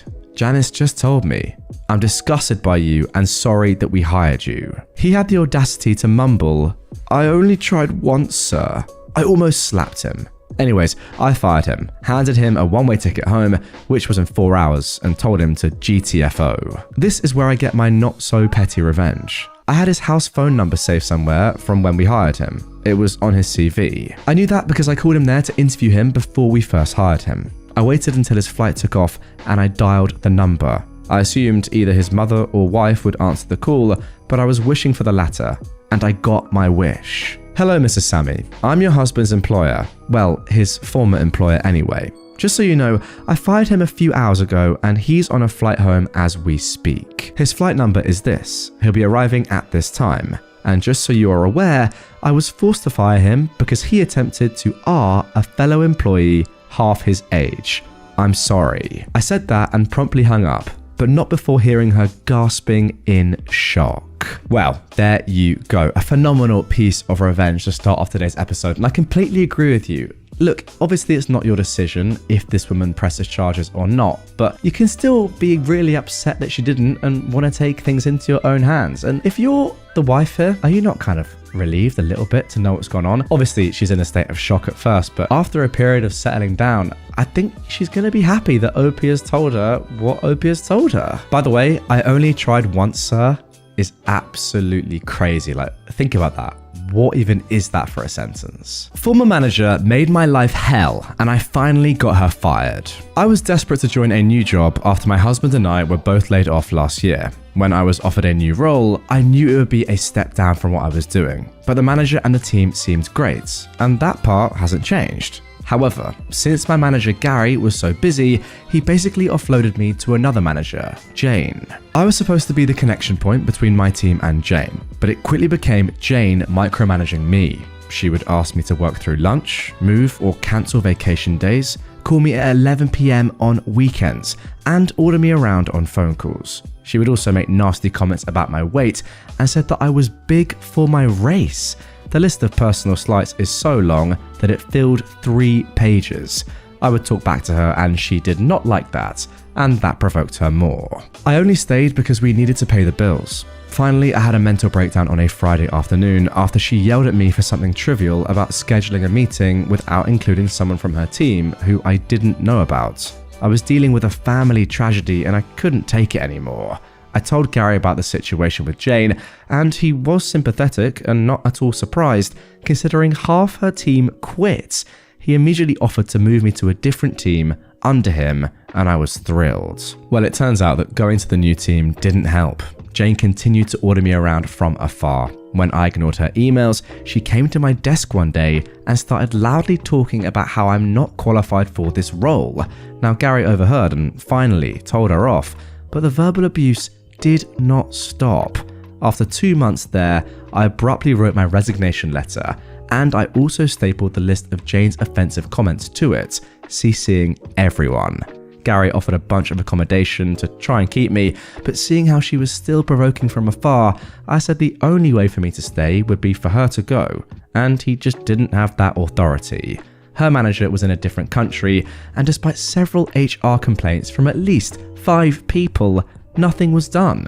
So I left, loudly and without shame, telling everyone exactly why I was leaving. Times were very bad for 3 months. There were nights that we would eat slices of bread just so we could pay the mortgage and emergency expenses from a health crisis and a funeral. Even after my husband found a job, we were still catching up on bills, and we still are. I spent months applying to 5 to 10 roles per day, sometimes over 20. Last month, I saw a public memo about a big shot from a former company joining the company I just left.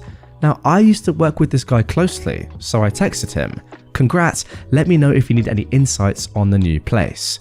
We had a quick call where I told him some ins and outs, where I thought they could innovate, and after this call, he asked me to join the team as his chief of staff. I accepted. Imagine Jane's shock when we had our first all-hands call. All the VPs and above were asked to welcome the new Big Shot in a giant conference room. In Big Shot's speech, he breezed over that I'll be his chief of staff, along with a few key names. I now sat 2 levels above Jane, and apparently within the 3 months that I wasn't there, the other half of her team turned over. Every single person left. Gary was excited for me and said all nice things. However, Jane took the classless route and sent Big Shot an email about how I'm an unqualified idiot, that I used to work for her, how I tried to get her fired, and that she suspects that I lied to get ahead. She didn't even try to be fake nice. Big Shot forwarded me her email and asked what this was about. I was so nervous and excited. Little did Jane know I was a director at the Big Shot's competitor company under him and was already a level above her. So 2 levels now isn't a big leap. And I worked with him for 5 years. I had an hour call with Big Shot and told him she was bad for the company culture and was a nasty person in general. But the evidence he needed was Gary confirming that her whole team has turned over, my prior resignation letter, which was still sitting on my desktop when I logged in upon return, and a few other nasty emails she sent her recent staff, which they were happy to share with us. Big Shot fired Jane on Friday. Another great piece of revenge here. The only thing that slightly annoys me is that everyone knows that Jane is a terrible person, right? There's a reason why half her team has left and why I presume more and more employees were talking about leaving in the office, people that worked under her. Why does it seem so hard to get people like this fired? I don't have the authority, she's not done enough. I don't really care. Like, if someone's a terrible person and nobody enjoys working with them, then they shouldn't be at the company. To me, it seems as if this could have all been so easily avoided by everyone just saying, okay, look, let's be honest, guys. No one actually likes this woman and she's actually not very good at her job. Simple as that. Couldn't you just do that? I don't know. Maybe I'm missing something here, but nonetheless, a good outcome. I just feel like it could have been done so much sooner. And in that case, if it had been done sooner, loads of people would not have lost their jobs. Yeah, fair enough. You may have not ended up getting that amazing job that you have now, but in general, you know what I'm trying to say. A lot of people had to lose their jobs for Jane to finally be fired, and I'm not quite sure that's right. Tried to steal my legally rented parking spot enjoy being unemployed. This happened last night, but I'm now in a good enough spot to actually post this. I'm not quite sure if it qualifies as pro, but it definitely isn't petty. I am a professional driver, and as such, on the roads in the US, there are different truck stops throughout the country that has a pay-to-park system, usually about 10 to 20% of the lot marked off as reserved, with each space running from $15 to $25. The truck stop where this took place had parking for $17, which is relatively cheap for a guaranteed spot. The spots are reserved for 24 hours, starting at 4 PM local time and extending to 3 PM the following afternoon. I knew that I would have a late night delivery, so I came to the truck stop at around 3:30 and paid for a reserve spot. I told the manager on duty that I had a delivery up the road that night and would be back once delivery was completed, but should still be able to clear out the spot by the next afternoon, which is today. She told me this was fine and she would mark the spot as sold when I left. That way, if someone else comes in trying to reserve that spot, she could consult her notes and deny the sale. 11:15 rolls around. I take off for my delivery. I don't get out of that facility though until 2:30 AM the next morning, this morning. So I groggily drive back to the truck stop to reclaim my paid for spot, only to find that the reserved parking spaces are all full.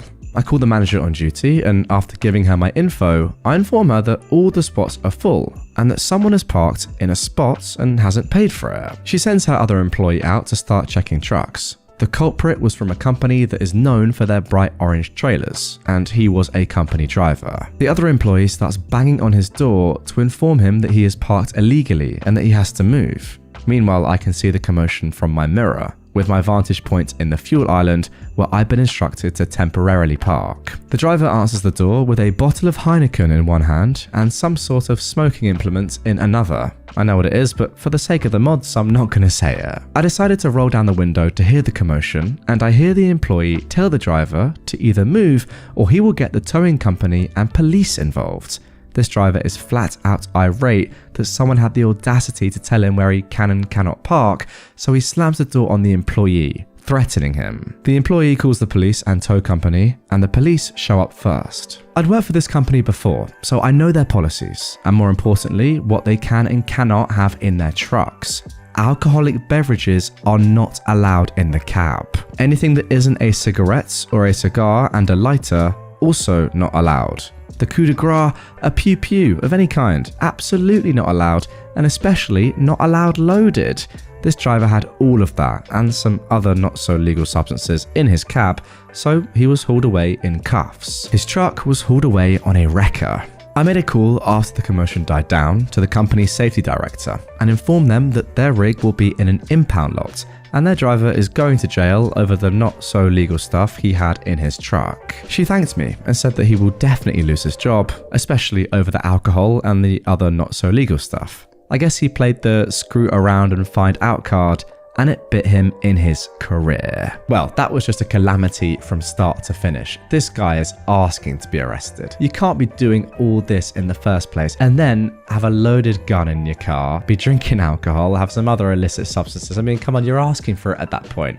What is going on? It was just a matter of time, surely. This guy was on a path to prison. Simple as that. But hey, I guess he did save $17, so every cloud. I'm sure he can use that in prison to buy probably nothing. I don't really know how prison systems work. Yeah, my tip to this geezer would be only do one crime at a time. Because doing this many at once, yes, it's too much. It's just too much. My dad, who is trans, has discovered how to beat transphobes in the South. We're currently in the South visiting family. When we were at a restaurant, my dad, who is female to male, had to go to the bathroom. I'm still not entirely sure how, but a guy in there determined that he was trans and went shouting to the barman to kick my dad out. My dad, instead of trying to win that argument in a bar full of Southerners, decided to go the complete other direction. He channeled his inner Southern righteous fury and went off on that man for accusing him of being a transgender, demanded that he be kicked out, and called the guy an agent of Satan. Long story short, it worked. got the other guy and his family kicked out, and got a free beer for his troubles. I thought this sub would appreciate that. Well, there we go. That is absolutely genius. Now, of course, not the ideal way of going about it. I mean, ideally, you'd be in a spot where you can just say to the barman or landlord or people in there, by the way, someone is being transphobic to me. Can we get them out? But yeah, as you say, in Southern America, maybe that's not possible. And if you want to get someone kicked out and you don't really mind about the ethics of how you do it, then sure. This was great. I mean, it worked a treat. Fair play. I mean, it's literally one of the biggest Uno reverse cards I've ever seen. No, how dare you call me trans? The fact that you've even done that is punishable by getting out of the bar. Great stuff. Refuse my mother entry to your horse track? Don't expect access to our personal road. My granddad used to own a piece of land next to a horse racetrack. Their land almost surrounded my granddad's, except for him having access to a heavily trafficated public road. The racetrack was laid out in such a way that their exercise track was placed north of my granddad's land, while the main track with the stadium was placed to the south. Way back when the racetrack was built, they'd asked my granddad if they could transport their horses across his land. There was already a maintenance road in place, and as they only moved their horses, he didn't really mind, as they also supported the local village. As a small thank you for this, they allowed him and his guest to watch the races for free. Normally it would cost around $5 in our local currency, not that much, but it allowed him to take me and all my cousins to watch the horses for free. Anyhow, fast forward a couple of years and my granddad passed away. My mother, who inherited the land, tried to bring her grandchild, my niece, to the racetrack to see the horses, just as my granddad used to. At the counter, she is told that she has to pay for admission. Not really that big of a deal, as she thought that they didn't know that she now owned the land. Afterwards, however, when she writes to the track to rectify the situation, they tell her that she won't be admission free, as it was a one-time deal they'd struck with my granddad that now was off. So, enter the petty revenge. A few months later, when we had planned to cut down some of the trees for lumber, my mother told the contractors to accidentally leave 1 or 2 logs across the maintenance road. The racetrack, now having to load their horses on trolleys as they had to use the busy public road instead of our maintenance one, almost immediately sent an email to my mother, apologizing, offering her that same deal as my granddad received if we'd removed the logs. She only informed them that the one-time deal they'd struck with my granddad was off. In the end, after some wrangling, we ended up with a deal where they now have to pay my mother around $400 every month, in addition to her and her guests having free admission. And there we go, some solid revenge right there. If anything, as soon as I started reading the story, I was thinking, yeah, you know, tickets are nice, but they're worth $5. You are giving access to a really important road for this company's entire, business model, right? Without that road, as we've seen, the whole thing kind of gets decimated. So from the off, you should have been getting money. However, the fact of the matter now is that they took you for granted and you're now doing pretty well out of it. $400 doesn't actually seem like enough. I'd say even push for some more. You have the monopoly on that road, obviously. Go for more. Go for a K. See what they do. The good thing is, you're back to enjoying the horses. Cool bylaw on me because I'm too sick to mow my grass. Enjoy your view of my 8-foot fence. So the cool about the long grass was kinda a last straw thing. The backstory is, my grandpa passed away 2 years ago and I moved into his house. He was pretty healthy, but he let the yard go down a bit. The grass was maintained, but the trees were overgrown, his pond and patio were dirty, etc. Our neighbour, years ago, sold their yard to a property builder. Our properties are in an L shape, so our neighbour was using our backyard as her virtual backyard. For the past 2 years, I've been trying my best to maintain the backyard, while also working and dealing with my grandpa's stuff. Well, for the past few weeks, the backyard has fallen a bit, as stress from work has creeped in and I was sick for a few weeks. Before this, the neighbour has always had nitpicks, but I mostly ignored them. But this time, they rang the door to complain about mess in the back. And I told them, I have a life outside this house. If it bugs you that much, you're more than welcome to do the work. Following that, bylaw came by, and they were very understanding about my situation and gave me more than enough time to feel better and mowed the lawn. Well, that whole thing angered me, and I wanted to get the typical white picket fence, as there wasn't a fence, and we were passively looking for a dog. So I decided, screw it, and I built the largest fence I could, and since her house was right on the property line, she now looks out the window, and instead of seeing my backyard, just sees a wooden fence. And there we go, the definition of a noisy neighbor. Why not just be happy with what you have right now? First of all, you don't have a garden yourself, but you have access to one in the form of your neighbors, at least looking at it. You can't really say to them, oh yeah, by the way, ever since I sold my garden, can you make sure that you keep yours really pristine so I can look at it? I'm not going to help at all, and it's actually nothing to do with me, but yeah, if you don't mind, keep it really looking great. It's just not going to go down that well. Surely know your place and know the fact that you don't even have a garden and you're lucky enough to see one in the first place. But yeah, great karma, great revenge. If you tell someone to do something and it's not your business, then yeah, someone's well within their right to say, you know what? No, I'm going to make it worse. And that is exactly what OP did. Very well indeed. Move my furniture? My turn. This happened when I'd only just moved from home and got my own place. Super proud of myself as I'd saved like a demon and bought, with mortgage obviously, my first place. Lovely little 2-bed flat in a slightly rough area, but I loved it, and it was all mine. My mum and stepdad came to visit for a few days, a few months after I was settled in. Nicely decorated in my own style, all my own furniture. One of the evenings they stayed, I had to work a late shift. They planned to go out for dinner and to the pub, and I left them to it. I came home at 11 PM, and my mum had moved nearly all of the furniture around, and all my books and kitchen stuff were moved to different shelves or cupboards. She even moved my bed in my room, so when I opened the bedroom door, it hit the bed. I was fuming. I angrily fixed what I could that night before going to bed. I spoke to her about it the next day and explained that it's my home and I had it how I liked, so stop, please. I put everything else back, which took hours. She just grumbled the whole time that it looked better her way. Their last day, I nipped out to the shops to get us some nice bits for lunch, and in the hour I was gone, she'd done it again, moved all my kitchen stuff around to where she liked it. Again, I told her off, my house, my rules. She still maintained it was better her way, and I should just let her crack on. Fine, I let her do what she wanted, and I put my stuff back when they left. So, my revenge? Well, I went to visit their house 6 months later, and I did the same to her. She went out to work one day, and I rearranged every bit of furniture I could by myself. Everything. I swapped the dining room and living room furniture over, so you had to walk food through the living room and across the hallway to get to the dining room. I swapped their bedroom and guest room curtains over. The windows were different sizes, so their now bedroom curtains were 2 foot too short. Even the pointless little things, like moving the spoons to a different side of the drawer, and I moved every photo on the walls to a different wall. I rearranged the fridge. It all took me 7 hours. My stepdad was home while I did it and laughed his head off the whole time. He refused to help, but understood, so let me crack on. Neither me nor my stepdad said anything when she got home. We just sat watching TV, which was now in what was their dining room, and I asked her how was work. She didn't say a word. She walked around the house, taking it all in for 20 minutes. Then came and sat down, looked at me and said, "Point taken."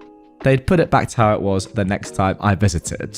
We've not spoken of it since. Now this is amazing. Not just the revenge, which is of course brilliant. Not just the fact that your stepdad sat there and said, yep, I can't get involved, but I'm a massive proponent for this. But also the fact that your mum completely accepted and knew instantly what had happened. The fact that you've not spoken about it since is so good. The respect is there. Your mum gets it. You've played a blinder. Your stepdad loved it. Overall, this is just brilliant petty revenge. Got the point across. No one was upset.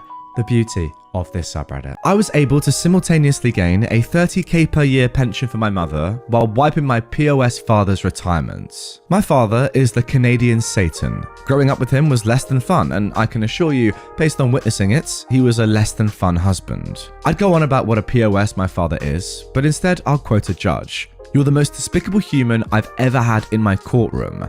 And that's coming from a family court judge. I read this whining endorsement of my dad's personality in the court documents I acquired related to his divorce with my mum. The same place I discovered the crazy stuff that he'd engaged in to steal from my mum. It's also where I found the information I needed to get one over on him, so severely that he's going to disinherit me. A frame of reference about my father is that he's a pathological narcissist and behaves exactly how those people are compelled to act. They aren't generous people, and punching them in the wallet is like a slap shot to the taint from Gretzky. He's kind of like Donkey from Shrek, but also Joseph Stalin, a monstrous jackass. Chapter 1. Hosea 3:8. Those that sow the wind shall reap a whirlwind. Our actions always have consequences, and my father has plenty to answer for. My attempts to hold him to account didn't jump to immediate jihad. They started with diplomacy and a therapist. About 10 months ago, when our tale begins, I was going through some stuff. Stuff being a whole lot of PTSD related to both my dad's abuse and my job as a paramedic. He did a ton that affected me deeply, things that I needed to move past, along with all that other razzmatazz from 15 years of EMS. In so trying to move past and work through everything, I quit drinking, started turning my untreated PTSD into treated PTSD, and thinking having my dad involved might help me and our relationship. Well, I seriously frickin' misjudged that one, so you'll probably be unsurprised to hear that conversation went swimmingly. I'll spare you the lurid detail, but when I broached the subject with him, our back and forth degenerated into visceral hate, with him screaming at me that I'm a failed paramedic, liar, and POS alcoholic. While I have a certain pride about my job, I have more pride in my 14-month sobriety, so hearing this from my old man might have caused me to behave a little bit psychotically. I got right annoyed at him and decided to dig up every bit of dirt I could, see what kind of man he actually is and has been. When it was convenient, I hopped in the mystery machine before taking a trip to the courthouse to unleash my inner gumshoe. Everything is public record, so I bulk bought copies before retiring to my easy chair to read, plot, and pet my white long-haired cats. For good measure, I obtained a file of divorce document from my mother. Soon enough, I hit upon a line of inquiry worth following up on. It seems that during the final settlement of my parents' divorce, this was in 2002, my mother was awarded 1/3 of my father's employment pension. She was a stay-at-home mother and could not earn one herself, so it was given to her by a judge. Mighty freaking strange, because my father, as he brags, took a nearly full pension and retired a bit early. There's no way that guy was living the last 10 years after retiring early on a 2/3 pension. He isn't constantly complaining about it. So I asked my mother if she was collecting a pension from his job or had cashed out the value, 100k plus at the time, 20 years ago. The answer was no to both questions. Well, that's interesting. I wonder if that's collectible on, and what 20 years of compound interest from a pension fund makes it worth. Well, I did eventually find out, along with the fact that my dear old dad had been collecting my mother's portion for 10 years, in hilariously open violation of a legal order from a judge. Why didn't my mother pursue this sooner? A combination of being unable to afford a lawyer, being his victim for 20 years, and pessimism after so much of his continued dodging obligation to the order. She just quit. There is effectively no statute of limitations that he could hide behind because of the wording of the document. Insofar as I could tell, I had him dead to rights, and my mother would be collecting. It would be a slam dunk. I just needed to hire a lawyer to help me, so I set out to find the most unbalanced, bloodthirsty psychotic who passed the bar exam. Chapter 2. And your pension lady? As it says in the good book, screw unto others as they would screw unto you. So that's what I set out to do. The misanthropic sociopath I hired for legal counsel suggested we send a demand letter to the pension office to try and remedy it before filling what would undoubtedly be an easy win for him. I agreed in spirits and instead phoned up the pension office and got put through to the woman managing my father's file. Well, she was a delight, and it was a trivial matter for me to get her to loathe my dad.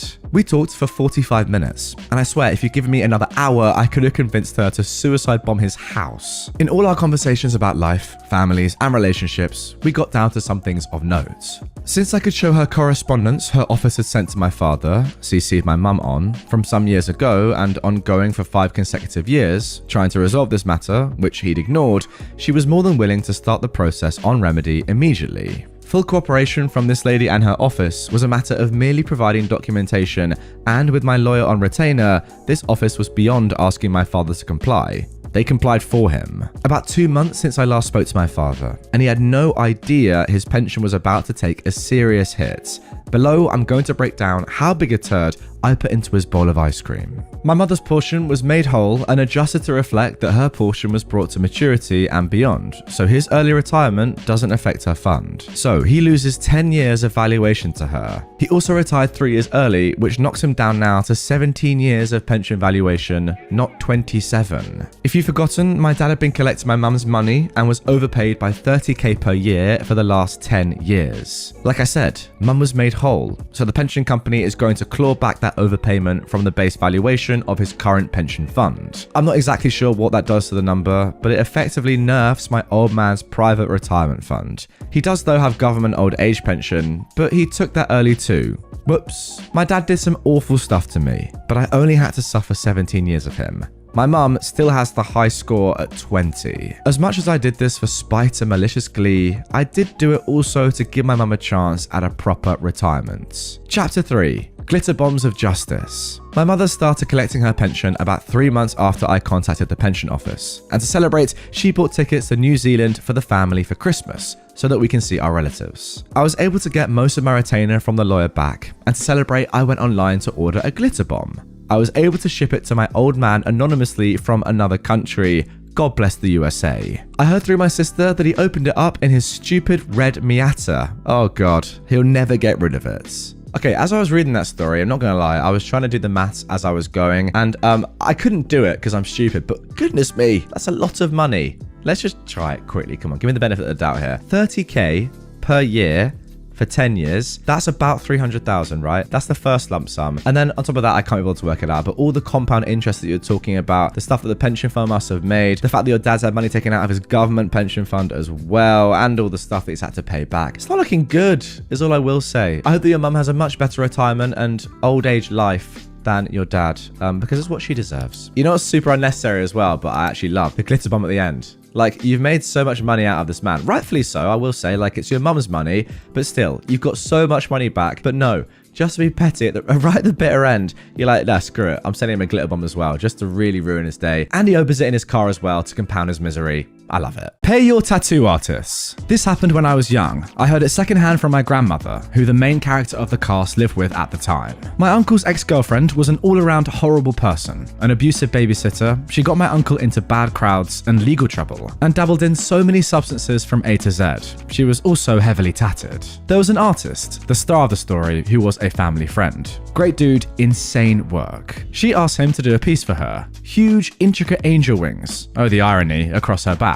He agrees. It takes several sessions across weeks. She repeatedly has to postpone payments, but he's chill, family friend, yada yada. Until it comes to the last session, when it slips that she still doesn't have the money, and more importantly, won't have the money, like ever. Now, the pro-revenge. No collection agency, no refusal to continue. He smiles, waves it off, and says he'll finish up, no charge. It's gonna be a great piece. Legendary, one for the history books, he guarantees. She is stoked. So right between those gorgeous wings, right up her spine, this idiot now has a massive veiny male appendage proudly standing at attention up her spine. She saw it in the mirror when he finished, and she was livid. But hey, what's she gonna do?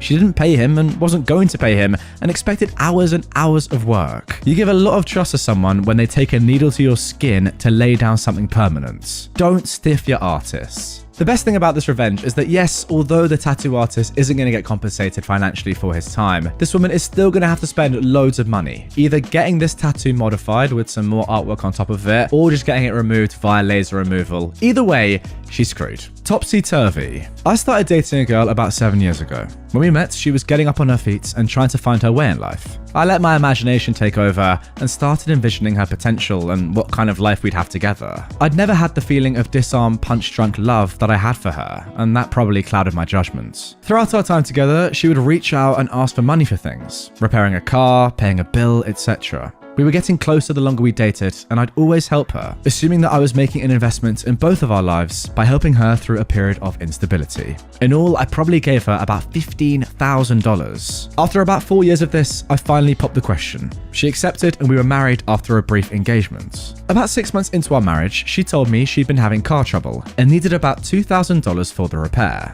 This struck me as a bit odd. By that time, I was more than familiar with her vehicle and knew her explanation for what the issue was didn't make sense. One evening, after she went to sleep, I went and had a look at the part of the car she had said was faulty. There was no issue, and this set off alarms. I grabbed her phone and, on a hunch, typed in the amount she'd asked for, and it returned a text message with a guy she'd previously dated. Apparently, he'd reached out and asked for help repairing his car, and lo and behold, he'd asked for the same amount that she'd requested from me. My stomach turned as the thought entered my mind that maybe I'd subsidize more of this guy's expenses across the time I dated my wife. As I read through the messages further, I realized that this guy was the Lester Diamond to my Sam Rothstein, and I'd been played like a fool. I'd spent my entire relationship as a proxy sugar daddy. I thought on this for a few weeks and tried to figure out what to do next. These sacrifices were not insignificant to me. I've been working as a surgical resident for much of our courtship, making very little money and working long hours to form a strong, solid foundation for our future. This was devastating, and I realized that I couldn't reconcile the situation. Once I'd cooled down, I waited for an evening my wife went to bed early, and I got into her phone.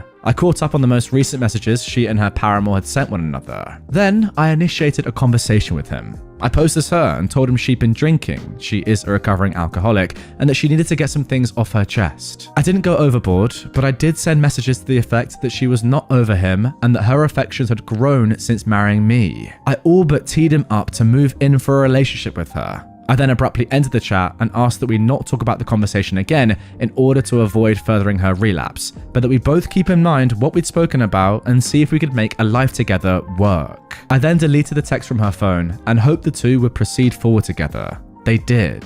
I kept an eye on the text for the next few months and progressively saw things heat up between them until it looked like she was committed to leaving me. We didn't have many assets together at the time as I was still finishing a surgical residency, so I knew the divorce would be quick and painless and that we'd go our separate ways and she'd start a new life with the guy whose underachievements I'd been funding. So I filed for divorce and had her served papers. I was generous with the $10,000 in assets between us in order to make the split as quick as possible, and we went on our ways to begin life anew. And you'd think that that is the end of the story, right? Oh no, friend. You see, mama didn't raise a cuck. In our states, not only are assets separated upon marital severance, but so are debts. And medical school is freaking expensive.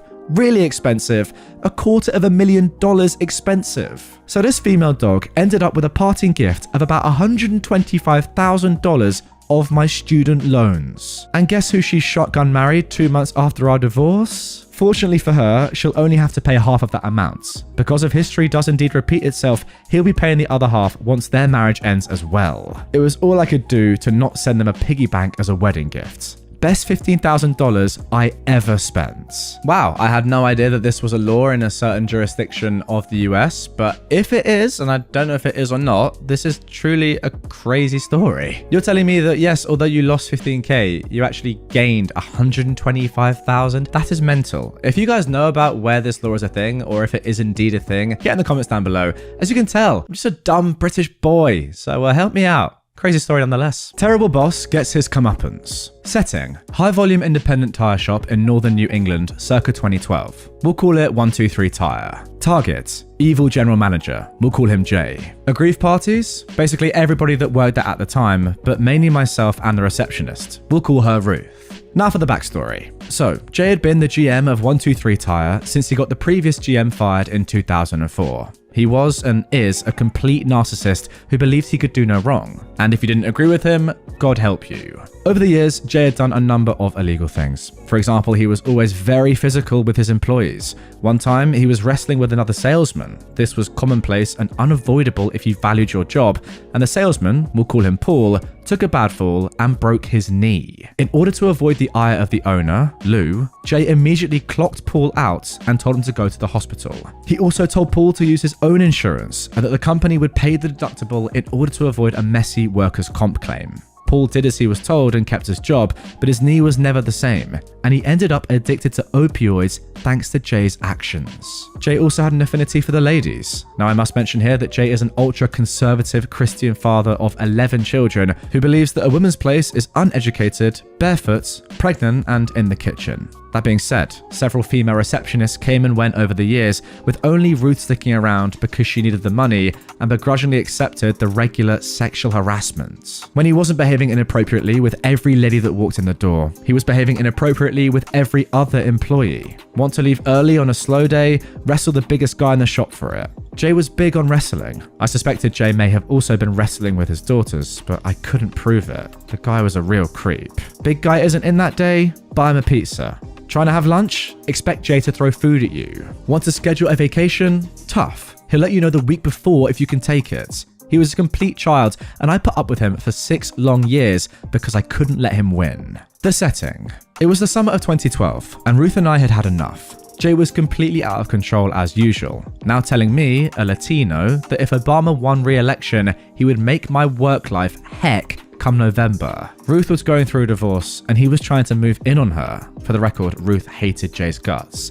It was time to hit him where it hurts. Ruth was ready to drop a lawsuit for sexual harassment on Jay and 123 Tire, and I was ready to drop one for constructive discharge. Now, suing an employer doesn't exactly look good on one's CV, but we were both at wit's end. The revenge. Ruth and I decided one evening that Jay's ultra-conservative values must be shared by his wife and family. As he was always working, his wife must be the one who goes to the mailbox every day. I created a throwaway email and got him a Bill Me Later subscription to Hustler magazine, and Playboy, and Penthouse. Fast forward a couple of weeks, and he comes in looking like death warmed over.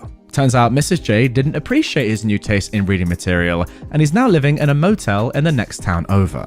Now, he's not saying that his wife kicked him out. He's far too much of a narcissist for that, but I could put two and two together. He's decided that he's done with his wife and 11 children, and that he's going to start a new life with Ruth. After all, her divorce is going to be finalized at the end of the week. It was at this point that Lou's sister, co-owner of 123 Tire, and also not a big fan of Jay, we'll call her Liz, overheard him talking to Ruth in a less than business appropriate manner. Liz later took Ruth aside and got the straight poop on what had been happening for the last several years, and that was that. The next morning, Lou called Jay to his office and was far kinder than I would have been. Jay was to lose his title of GM and go to work in another 123 Tire location an hour away until the end of the year. Beginning in 2013, Jay would need to find other employment. Jay was also not to contact the location that he'd overseen and worked in for years. Also, the location that Jay was relocated to added an hour to his already hour-long commute. I suspect that Lou also encouraged Jay to reconcile with his wife, which Jay did.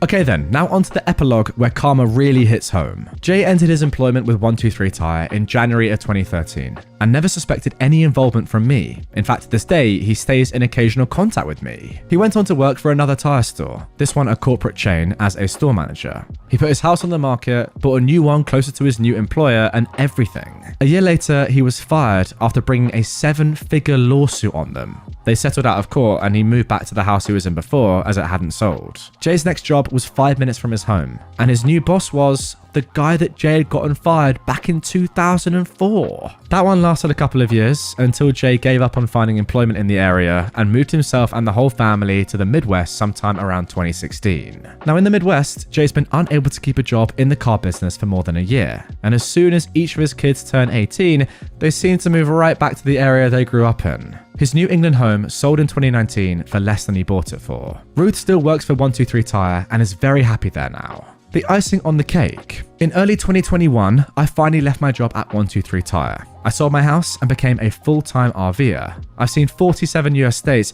including the Midwestern state and town that Jay now resides in. I looked him up when I got there, and he came to see me after he got out of work in my new RV. He said, "Boy, you must really think something of me to look me up and want to see me all the way out here." If he only knew the half of it. Yeah, this guy is just clearly screwed. The fact that he genuinely thinks that you like him, even after he's treated you so badly for 6 years, just shows how screwed he is in the head. Like, I bet you he still doesn't even realize to this day how much people hate him. Like, he wouldn't even realize how horrible it must have been to work under him if he's the one that's saying, "Oh, I really appreciate you coming out to see me, man. We're such good mates." How does he not know? I have no idea. Then again, I guess if he did realize, he wouldn't do it in the first place.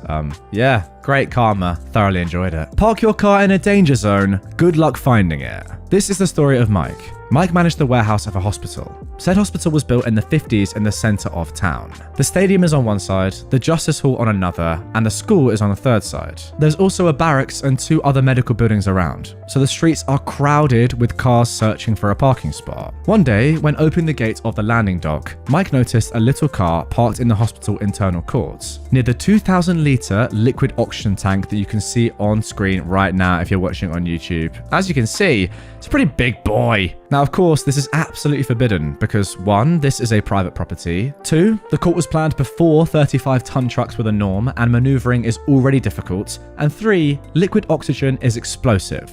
A car or a truck hitting the tank would be a major hazard.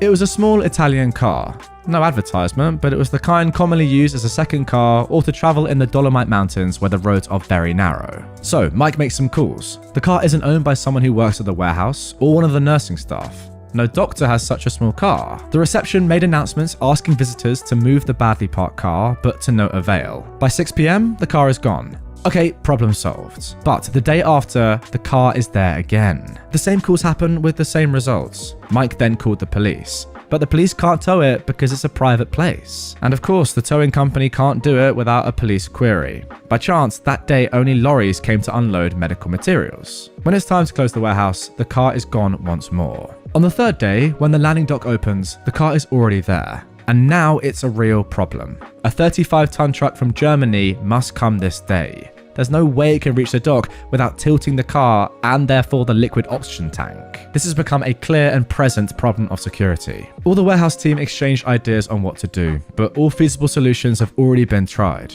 It was only when someone from the maintenance team passed by on a forklift with a pallet of plaster bags that it struck everybody at the same time. There's no way this Italian car could weigh more than 1 ton of plaster, so Mike went and saw the forklift driver while the team searched for a wooden pallet. Slowly, with many precautions, the forklift slided the pallet under the car, lifted the whole thing, and went to drop the car off at the nearby street. In just 10 minutes, the police were warned that a car is parked in the middle of the street blocking traffic. The said car is towed in less than half an hour. Of course, the truck came in and had no problem maneuvering. 2 days later, rumors ran through the hospital. Apparently, it was the car of the director's wife. She worked in a medical building some streets away. While everybody agreed that Mike had made a good move, they waited to see what would follow. It's turned into a global problem of management. Mike is called to see the director. As soon as he goes in the door, he starts to explain, "Yes, I know it's your wife's car, but..." The director stopped him. "What? No, I called you for an entirely different matter. I warned my wife several times. She had it coming, the idiot." Until the hospital closed 20 years later, this story has been repeated to each new worker and each medical student. Put your car in a tree if you want, but don't park in the landing dock court, because Mike will make it disappear. Wow, that is so good from the director. I reckon Mike thought he was in massive trouble as well. He did something that was completely fair, I've got to say, and I'm sure he would have been okay, but nonetheless, when you do something like that and you realize it's a director's wife's car, you must be thinking, oh, I've messed up here massively. Even though what you did was completely fair, you're still thinking, oh, I'm in big trouble. But the fact that he was just like, no, I told her multiple times she's an idiot for doing that. Anyway, let's talk about something else. Good man. Unlike the previous story, that is a boss that you want to work for. What a good guy. Now, if you were looking at the screen, reading along with the story as I narrated it, you might have seen that this is clearly not written by an English-speaking person, or at least English is not their first language. And as a result, I was kind of having to paraphrase at points. But I've got to say, one thing that I did change, which maybe I shouldn't have done, is the phrase, "park on a tree if you want." I mean, can that just become English? Because that is elite. So just get it completely accurate. Put your car on a tree if you want, but don't park in the landing dock court. Yeah. Get that into my lexicon right now. How I screwed over a racist, horrible, bigoted business owner and likely resulted in him going out of business faster. This occurred in a southern state. I won't mention the state because, well, you'll see. I was an account manager for a digital marketing company. We sold lead generation services to business owners to generate leads. One of our key selling features was if you turned on call tracking numbers and recorded phone calls, we'd guarantee you X amount of leads based upon Y spend. And if we failed to meet that, you'd be entitled to partial, or if we really failed, potentially a full refund. Some things quickly to note about advertising. CTN stands for call tracking number. It's a unique number that's assigned to a certain point of advertising that consumers call. This number is only on that piece of advertising. It routes to the business line, and unless the consumer is very observant, they have no idea they are using a CTN. Call recording. If you turn on CTNs, we can record the calls and store the audio on our servers. The business has to consent to this. Also, when you call, you'll hear a message, "This call is recorded for quality assurance," type of thing. Both of those are required to be eligible for our service guarantee. Storytime Part 1, the lay of the land. The business in question was a small dad and son contracting company with a couple of employees. They primarily focused on smaller jobs such as windows, drainage, finishing, etc. Unfortunately, this business owner was a royal pain in the butt. He went back years and his account was filled with nothing but complaints. Also, there was a strong suspicion that he was racist because his last account manager was black. The business owner, who we will name Scott, refused to ever meet in person with the previous manager. Also, I was white and he had no issues finding the time to sit down with me and tell me how trash our service is. Well, it's coming up to do contract renewal and he says we aren't producing his leads and he wants to put in a claim for failing to meet our service guarantee. I spoke to my manager about this and he said he wants me to listen to his calls, write a detailed report and present my findings to him. The manager is worried this may end up in court due to the dog dollar amounts involved. Nearly a whole working week of hours later, I probably spent dang near 40 hours on this, and I wrote a detailed 24-page report outlining the results of our advertising. To say I shred this business owner's business practices is an understatement. The report was a straight-up attack on his poor customer service skills, disorganization, inability to execute, and complete and total failure of anything resembling any sense of standard business practices that just make logical sense. I will share with you a few examples of the types of calls I listened to. Small calls where multiple phone calls are truly epic in their total incompetence. Customer 1. This one was a small-time landlord who had 3 different properties that had received a quote from Scott for work. The landlord had accepted Scott's quote and agreed to do business. In one voicemail message, he offered to pay a deposit to start work. Throughout 4 voicemail messages, this poor landlord went from, "Hey, I want to pay you," to "Are you okay?" to "Why the frick aren't you returning my calls?" Yes, I said voicemails. Scott had gone out to this man's properties, quoted his pricing, and then straight up refused to do anything more. Why? I legit got no idea. I called the customer in question and said I was the quality assurance agency and was doing a survey on Scott's performance. The guy ended up paying Scott's competitor about 15% more to do the work and was utterly beside himself on why Scott ignored him.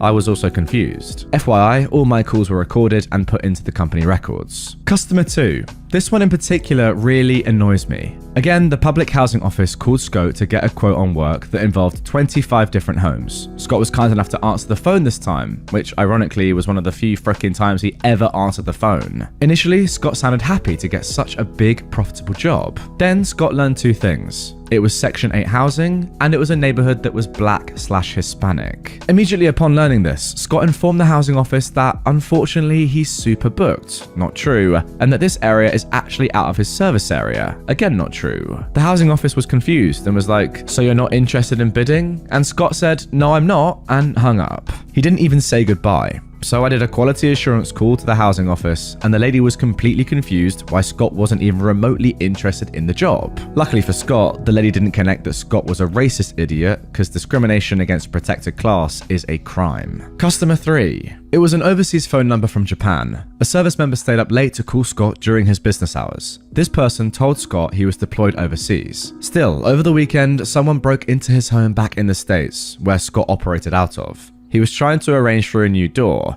He mentioned this was an emergency as his wife was being forced to stay at a hotel. Scott never returned his calls nor made any effort to contact him on the email he provided, or called the wife, who was local. It was a super easy job that Scott could have done in about an hour or so and made a solid profit. I think that's enough examples. Yes, I completely agree. Remember guys, that Scott is trying to get a refund from this company because they haven't generated him enough leads, allegedly, whereas clearly we can see from all these examples, they absolutely have. Scott is just being lazy and not even doing his job. So then, part 2, review and plan. The actual report at the end said out of the X phone calls, Scott failed to properly service the leads in about 70% of the cases, and that I could keep on going on. Still, I felt that after X number, there was a clear trend that had been established. It wasn't that our service wasn't producing leads for Scott, it was that Scott was a racist, bigoted idiot who everyone freaking hated. Obviously, I said that in more professional language. When I presented the report to my manager, he looked at it and went,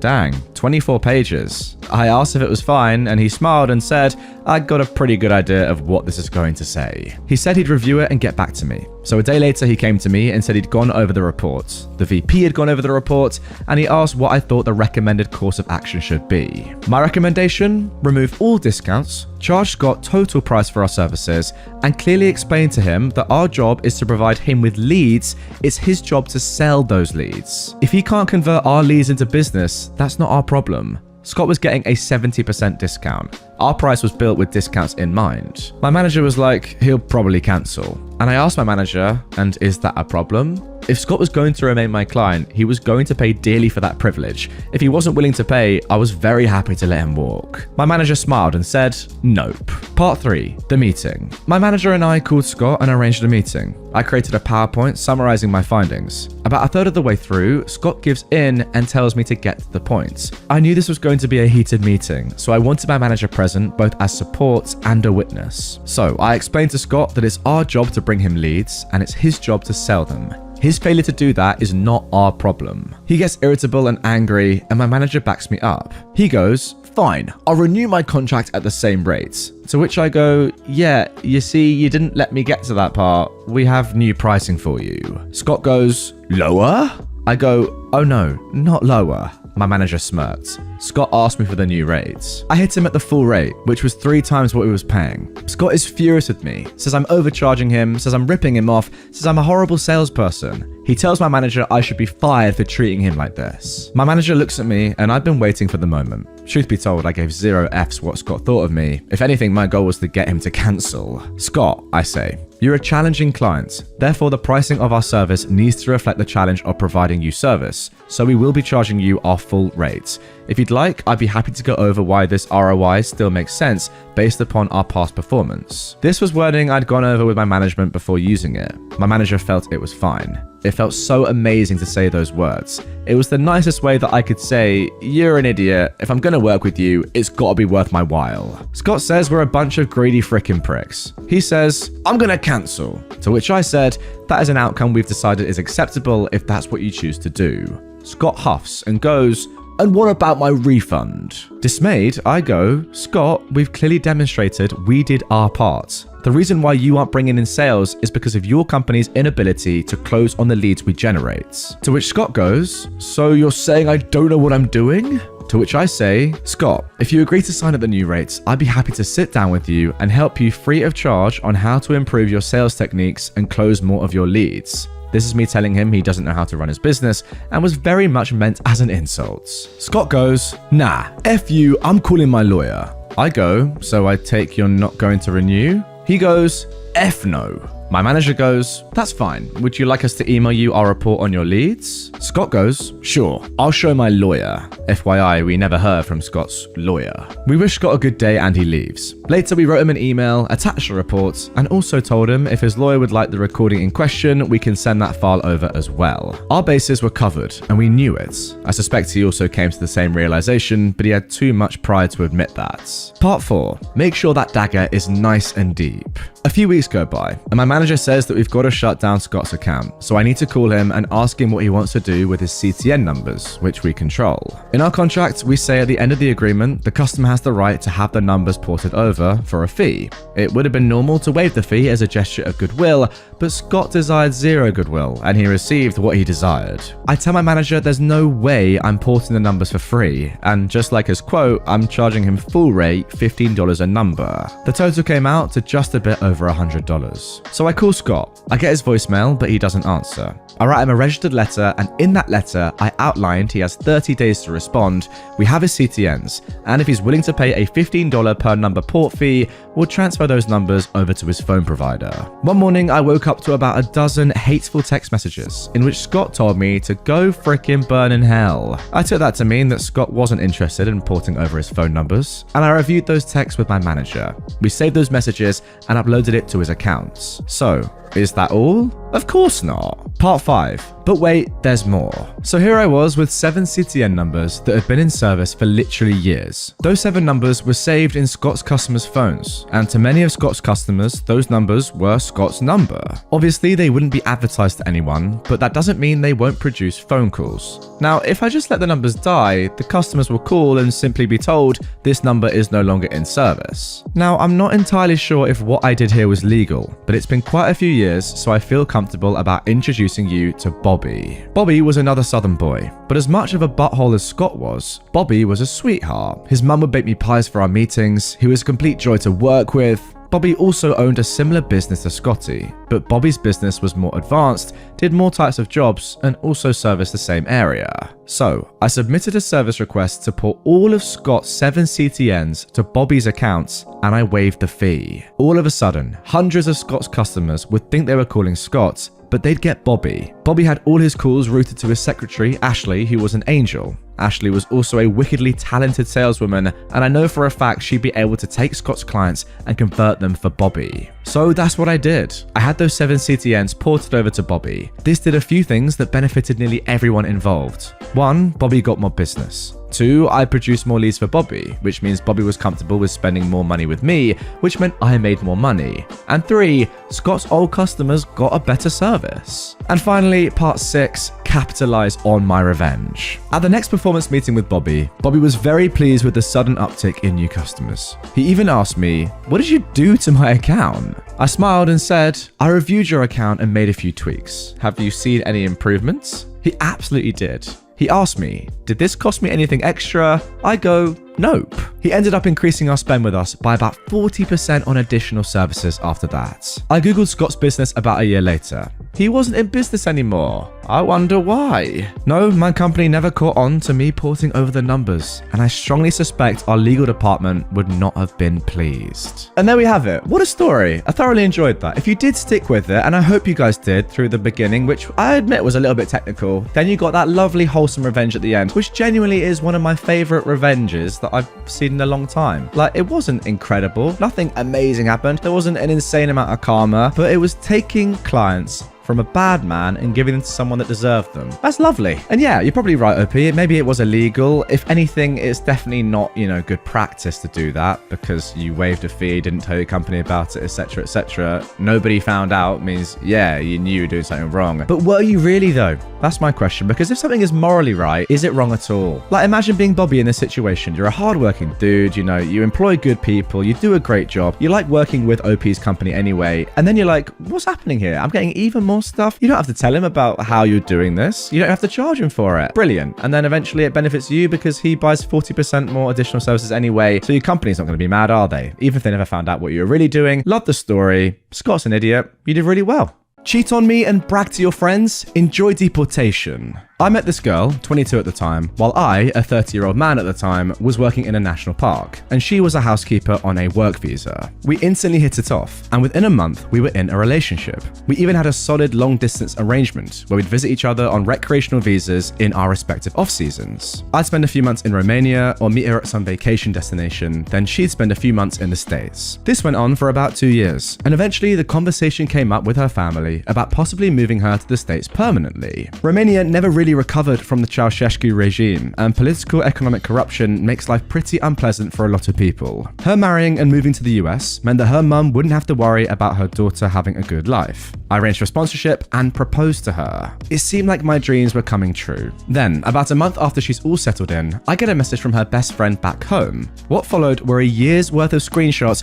wherein she bragged about conning me into paying for her residency while she cheated on me with 8 different men. In her friend's words, "You are a good man and you don't deserve this." So, over the following 2 weeks, I reported her to ICE and Homeland Security for a conversation her brother and I had over a bottle at one point. He bragged about how he'd done time in prison for smuggling weapons to Turkish terrorists and how she'd been his lookout on several occasions. As you might imagine, in the War on Terror days, this was not taken lightly. She was immediately arrested and deported and put on a permanent no-entry terror watch list. Want to take advantage of me and cheat? Have fun never being able to come back to the States. Now look guys, I'd be lying if I said that I don't love nuclear revenge, supernova, black hole revenge, all that stuff, that involves things that are just truly mental, incredibly illegal, that sort of thing. However, there's something amazing about legal revenge like this that's just so professionally done. Nothing too drastic, just all within the law, and yeah, you got what you wanted. Legally. Okay, looking at the comments, apparently OP still hears from this person and both of her brothers, most of her cousins too, all sending him death threats, and her mum congratulating him, saying she could use a son like me. Strange. The mother's approving what you did, but the rest of the family are saying, you need to die. Franchise owner told me I was a nobody who should know her place. He doesn't have a business now. I got hired to be the manager and completely run a frozen yogurt shop after working at a different location that had different owners for years. I was promised great pay and complete control. I get there and it was a train wreck. The type of yogurt they sold you took a powder base, mixed with milk, and add flavors. The workers were just pouring straight milk into the machines. The floors under the machines literally had never been cleaned. I found an anthill under the cold topping cooler. I found mold in multiple machines. They didn't have a blender to mix the yogurt or a recipe chart for employees. The owners also owned a Subway, so the only knives they had were dull Subway knives. They had no gloves or cleaning supplies of any kind besides dish soap. I worked my butt off cleaning the store, literally spending hours with a razor scraping the years of yogurt off the floor. The owner fussed at me for doing unnecessary things on the clock and demanded that I clock out if I wanted to do that. He also only kept 4 employees at a time in the store and tried to make them all work at the Subway too, so he could just pay them that way. I refused. One of the employees he had when I got there was literally 14. The state I lived in allowed that, but had very strict rules about it. Like they can't work before 7 AM or after 7 PM, they needed to have a 30-minute break every 4 hours, etc. The owner made the schedule and I noticed that he had the 14-year-old there alone for 6 hours. I go in on my day off to order toppings and then told her she needed to clean, not just sit on her phone the whole time. She got annoyed with me, but finally did it. Then I come out of the office, clock in, and tell her she has to take a 30-minute break. She goes off on me, and I'm like, look kid, it's the law. She called the owner about it, and he immediately yelled at me that I was no one and had no authority. I have no right to make her clock out, and I needed to understand my place. So the next day I opened. I cleaned all the machines, filled them with cleaner water, not yogurt, and put them to wash cycle. I mopped the awful floor, took out the trash, then went into the office and typed up a sign with pictures I'd taken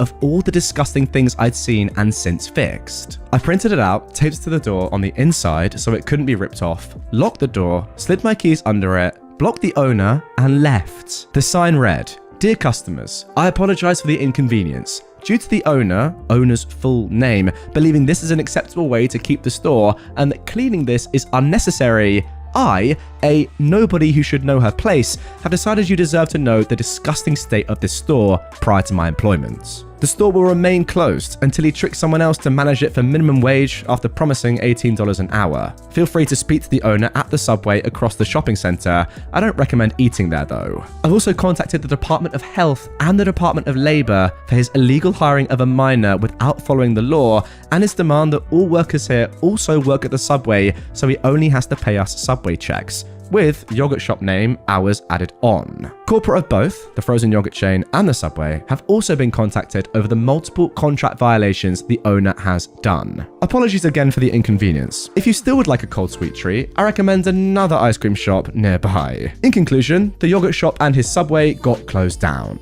Oh wow, it's clear this guy's just rotten to the core. Like, all the stuff that he's trying to do is so illegal. What's he doing? Saying, yeah, you're actually a Subway employee, but no, you don't actually work in that building. It's just easier for paperwork and I can probably pay you less. That's probably what he was going for. What a strange man. Just trying to get every possible penny out of you lot. Going against employment laws. Like, why is he employing a 14-year-old in the first place and then not having them do the stuff that is just so legal? Again, in the same way in the first story, what you're doing here is completely legal, which I love. The sign, by the way, so good. Imagine being a customer, going up to that shop and reading that. You'd be like, what the heck has gone down here? I love it. And yeah, I'm going to go to another yogurt shop, not this one. It's a really bad idea to make a government employee angry. This one is a double government employee event. And what you should know is if you get the attention of a government employee and make them angry, they will make your life a living hell. The setup is that I was working for a local county government in the permitting department to handle drainage and floodplain enforcement. I received complaints from a homeowner, a nice guy, who lived next door to a house that was part of an incorporated village. Not a nice guy. The nice guy lived in an unincorporated portion of the county, and hence the call to me as an agent of the county. I drove out to the sites and to investigate and discovered some interesting facts. The permitting agent for the village allowed the incorporated homeowner to fill his lot, affecting the drainage, which caused the unincorporated lot to flood every time there was anything more than light rain. The nice guy indicated that there was some tension between him and the not nice guy, and part of the issue was that the nice guy and his partner were a gay couple. This ran up a red flag for me, but in trying to be impartial, I took the information and some photos for the file and indicated that I would contact the village to find a resolution. I wrote a letter and then called the village inspector, Jackwagon, to discuss. I was told by Jackwagon that the village could do as it pleased, and that I could do nothing to stop the not nice guy from doing as they pleased, as it was approved by the village.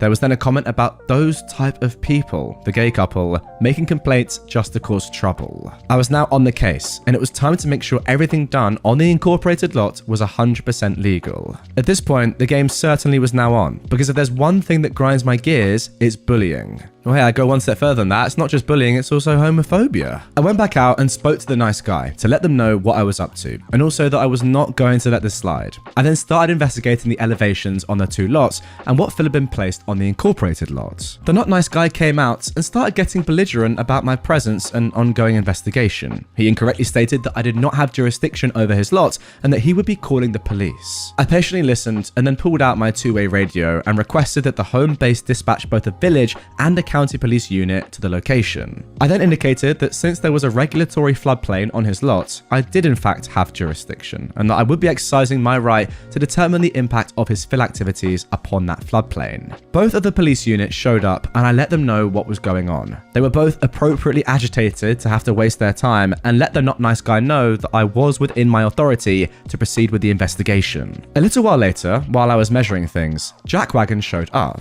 He started berating me about harassing the village resident and threatening calling my boss and filing a complaint and so forth. I invited him to do so, quoting which parts of the code he should indicate I was violating. I was using marking paint to show the limits of the floodplain for the photos for the file, and what do you know, Jackwagon's shoe got painted when he tried to stop me. Obviously, he was even more angry, as was the homeowner, due to very bright orange paint in the grass in his yard. I pointed out I had done the same on the neighbouring lots, but they just kept complaining. It was actually marking chalk that comes off pretty easily. Interestingly, I found two really wrong things on the not nice guy's lot. One, there was fill placed in the floodplain, and two, a garden shed was built on the fill and partially within the floodplain. Both are a big no-no and are actually against federal law. So the course of action had two parts. First, make the incorporated homeowner remove the fill and shed from the floodplain, and two, let the nice guy place fill in their lot outside of the floodplain to counteract the fill remaining in the not nice guy's lot outside of the floodplain. I also told the nice guy it would be a good idea to run a field tile on their side to drain the water that would inevitably pond up between the two lots when it rained. Predictably, the not nice guy and Jackwagon got super angry when I sent the letter out that there were violations that either had to be corrected, remove fill and shed,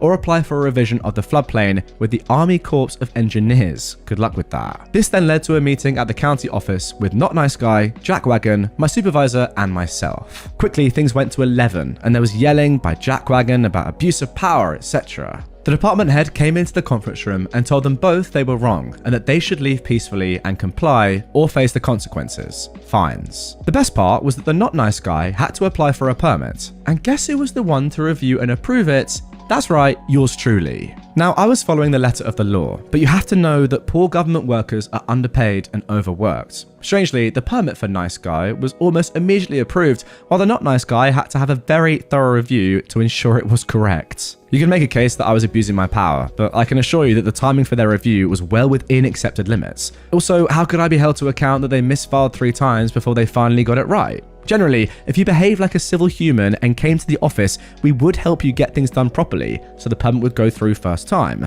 But the not nice guy decided he could do it all on his own, so it took him 3 tries. Had he come to the office, I would have given him the same service as others, but he decided to take the hard route, and therefore I didn't give a single inch when it came to the submission being perfectly correct. Ultimately, the situation was resolved, but it took a lot more effort than it should have. Moral of the story, don't be an entitled homophobic jerk. Well, if you didn't know what floodplains were, guys, now you do. A lot of technical stuff in that one, but if you got through that okay, then fair play to you, and also fair play to me for reading it. I've got to say, although it was technical and what you did was great, yeah, the main issue here is that there's clear homophobia going on. I think what you're inferring is that if this couple weren't gay, then none of this would have really been an issue in the first place, which is just horrible to see in 2022. Cheat on me with my best friend? I'll wreck your career and publicly humiliate both of you. Shahid and Sarah have been like family to my wife and I for several years, practically ever since we moved in across the street from them. The 4 of us were extremely tight. Our kids are the same age as theirs and are all good friends. We were one big family unit. We did dinner together a few times a week. We went on vacations together. I truly saw Shahid as a brother, and my wife and Sarah were very close too. 5 months ago, I was completely blindsided by the discovery of an affair between my wife and Shahid.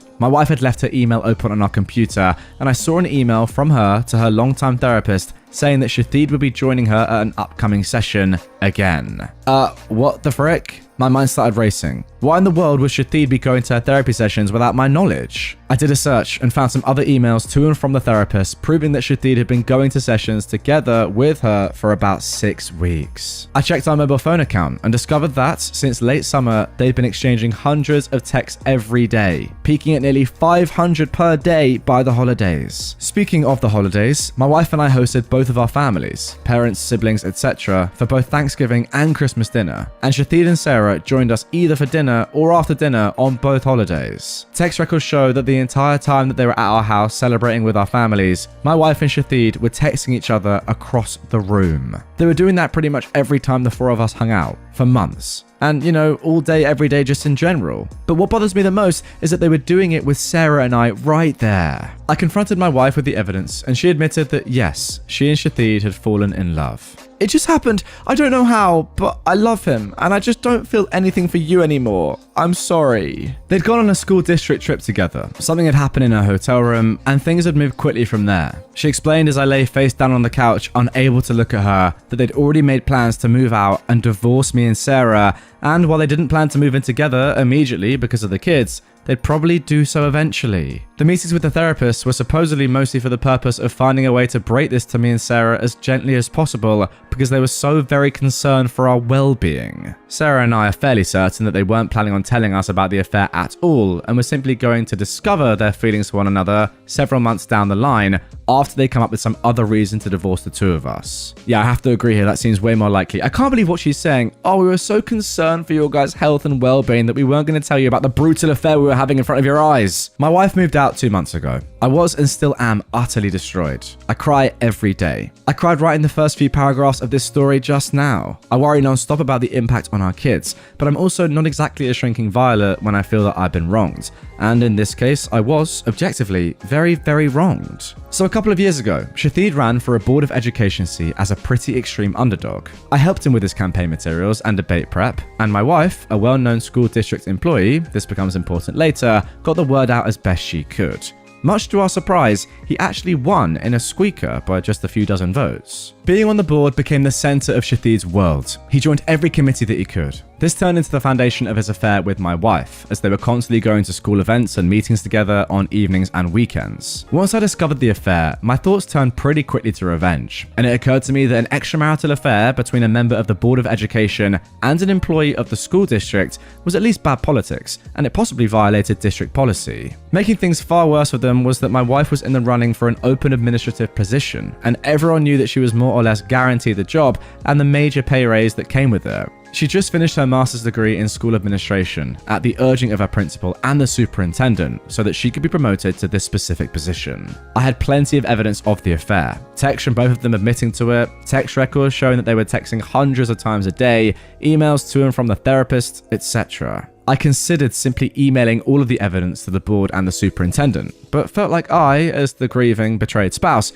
might not be seen as a credible source. So instead, I invented a fictitious, furious friend who was planning on showing up to the next board meeting and publicly shaming the two of them for their affair. I told my wife that I'd tried to talk this person down, but couldn't guarantee that they wouldn't show up and humiliate them publicly. As I expected, this led Shathid to conclude that the only option was for him to preemptively admit the affair to the board. The superintendent subsequently recommended that Shathid resign, which he did. Sarah said that he was utterly humiliated and crushed and barely got out of bed for a few days afterwards. Once word of the affair and Shathid's resignation started getting around, the superintendent, a longtime friend of both my wife and Shathid, contacted my wife and tearfully informed her that it was no longer politically appropriate for her to be promoted to an administrative position within the district. The position that had been lined up for her was later filled by an outside candidate. This sent waves of confusion and rumor throughout the district, as it was pretty well known that my wife was getting the job. The day after she was informed that she wasn't getting the promotion, my wife and I, despite our crumbling marriage,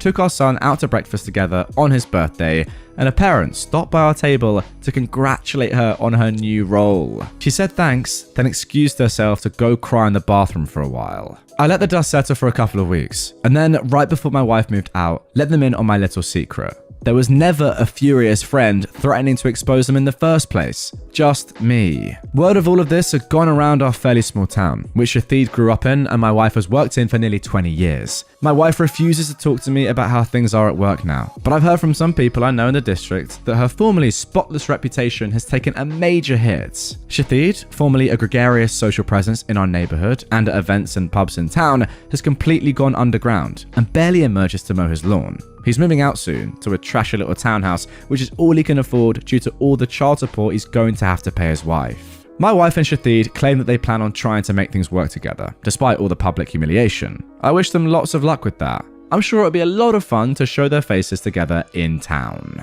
And there we go, that is the conclusion of the post. But before we get into some analysis and commentary, OP has actually answered a couple of questions. First of all, are you and Sarah a thing now? You should totally be a thing, that would be awesome. No, we're friends. We've been incredibly important to each other since this all started and have certainly gotten a lot closer, but not in the way everyone's thinking. This would all be so much harder to deal with if I didn't have her to lean on, and she says she feels the same way about me. We're going through basically the exact same situation with the same players, after all. Shathid hasn't moved out yet. Once he does, we plan to go back to getting the kids together more often like they used to. It'll never be the same, of course. She already does come over with the kids from time to time, but it's just tough with Shathid's constant presence across the street. Next question. Didn't your revenge hurt both sets of kids? Well, not really. Shathid has a day job. The Board of Education was his hobby and his passion, but this didn't affect his income at all. And my wife has been assured that if she wants to pursue an administrative position with another district, she'll have glowing letters of recommendation from her superintendent and principal. It'll mean giving up a lot of work relationships in the process, but given the hit her reputation has taken, I'm guessing she makes that jump sooner rather than later. In the meantime, not moving to an administrative job means that she still has summers off with the kids. Third question. Why do you call her your wife instead of your former wife? Well, we're working our way through divorce mediation, but it isn't final yet. We'll be soon. And then the final question. Why didn't you notice all of the texting your wife was doing? Well, I did. It was really starting to annoy me. It was excessive. She has a big social circle and does tend to text a lot anyway, but it was really getting over the top. At one point in November, I asked her to agree to a no phones at the dinner table rule, which she agreed to reluctantly, but would then pout through dinner, and eventually she just started using her phone during dinner again. All that said, I was blind. Not only was the texting getting weird, but her relationship with Shathid was starting to make me uncomfortable. Sarah noticed it too and agreed. We actually confronted them a couple of times about it directly, and they both swore up and down that it was just school stuff they were talking about, nothing else was going on, and for whatever reason, we believed them. Probably because the mind tends to refuse to see things that it doesn't want to see. Now, incredibly, the post I've just read there was posted over 4 years ago on Reddit, on r/prorevenge. However, just a few days ago, OP posted an update. That's right, an update on a pro-revenge story that's over 4 years old. I don't think I've ever seen anything like it before, but stay tuned, because that is coming up. Now, as for this initial story on its own, my thoughts are this. First of all, how exceptionally sad. These two are just disgusting. I mean, look, cheating is one thing, right? And we can all agree that's a pretty bad thing to do. But cheating in front of your partners together in the same room, like messaging and texting when your wife and your husband, respectively, are there, is actually nuts. How can you with any sort of conscience do that? I have no idea. Like, I'm not gonna lie, I struggle to understand how people cheat in the first place, unless they're in a really dark place mentally, to be honest with you, or they just feel like they have no other option. I mean, genuinely, I've never done it, and I don't see myself ever doing it. Maybe that's a naive thing to say. I don't know.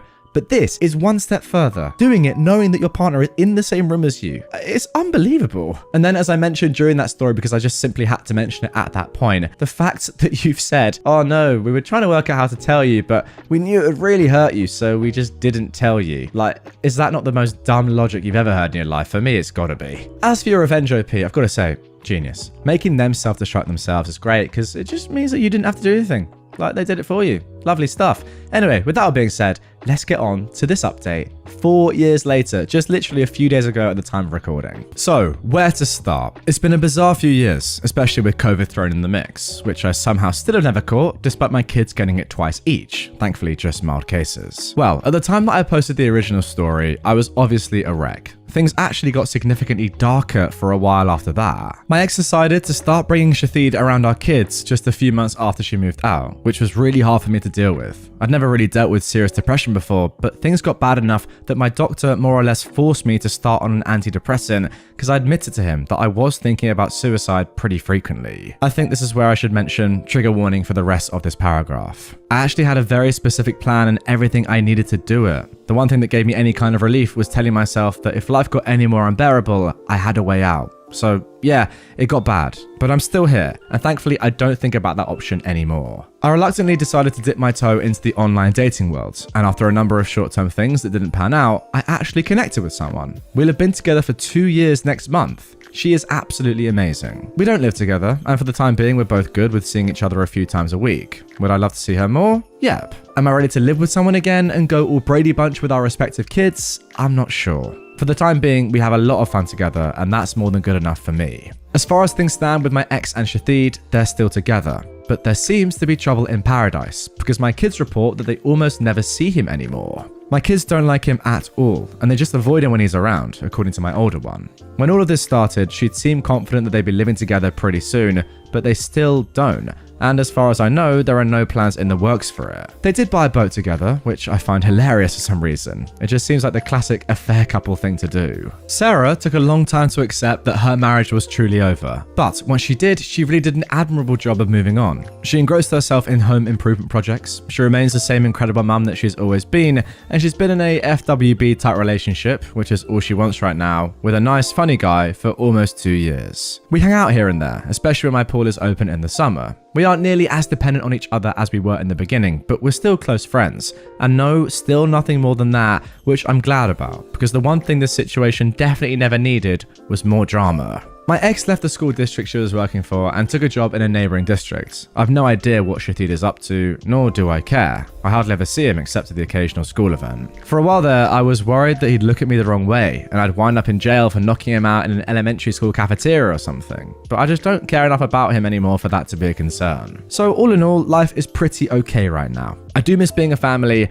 I still have nightmares about all of this stuff and deal with intrusive thoughts at times. I fall asleep to audiobooks now to keep those thoughts at bay. Otherwise, I still struggle to sleep sometimes. But my girlfriend is amazing. I have an incredibly supportive family. I just officiated my sister's wedding a couple of months ago. And I have a big dog who needs lots of walks, and that's a huge help for me on so many levels. And if you're lucky enough to be watching on YouTube, here is your dog tax. Look at that cute little dog. I mean, to be fair, it's actually quite a sizable dog. Very cute nonetheless. And if you're not on YouTube and you want to come and see the dog, link is down in the description. So there we go. I tell you what, I really enjoyed that update because it's very rare that we get an update like that, especially so long after the actual event takes place. And I love the honesty of it as well, because you see some of these stories and then people are like, oh yeah, now I feel great again. But let's be honest, like going through that sort of an event that would change your life so much for the worst, at first anyway, is going to have such a lasting impact. I love the honesty of OP saying it actually got worse before it got better and they went to a really, really dark place. And even now, 4 years later, they still have to listen to audiobooks to help them sleep at night because, you know, it makes sense.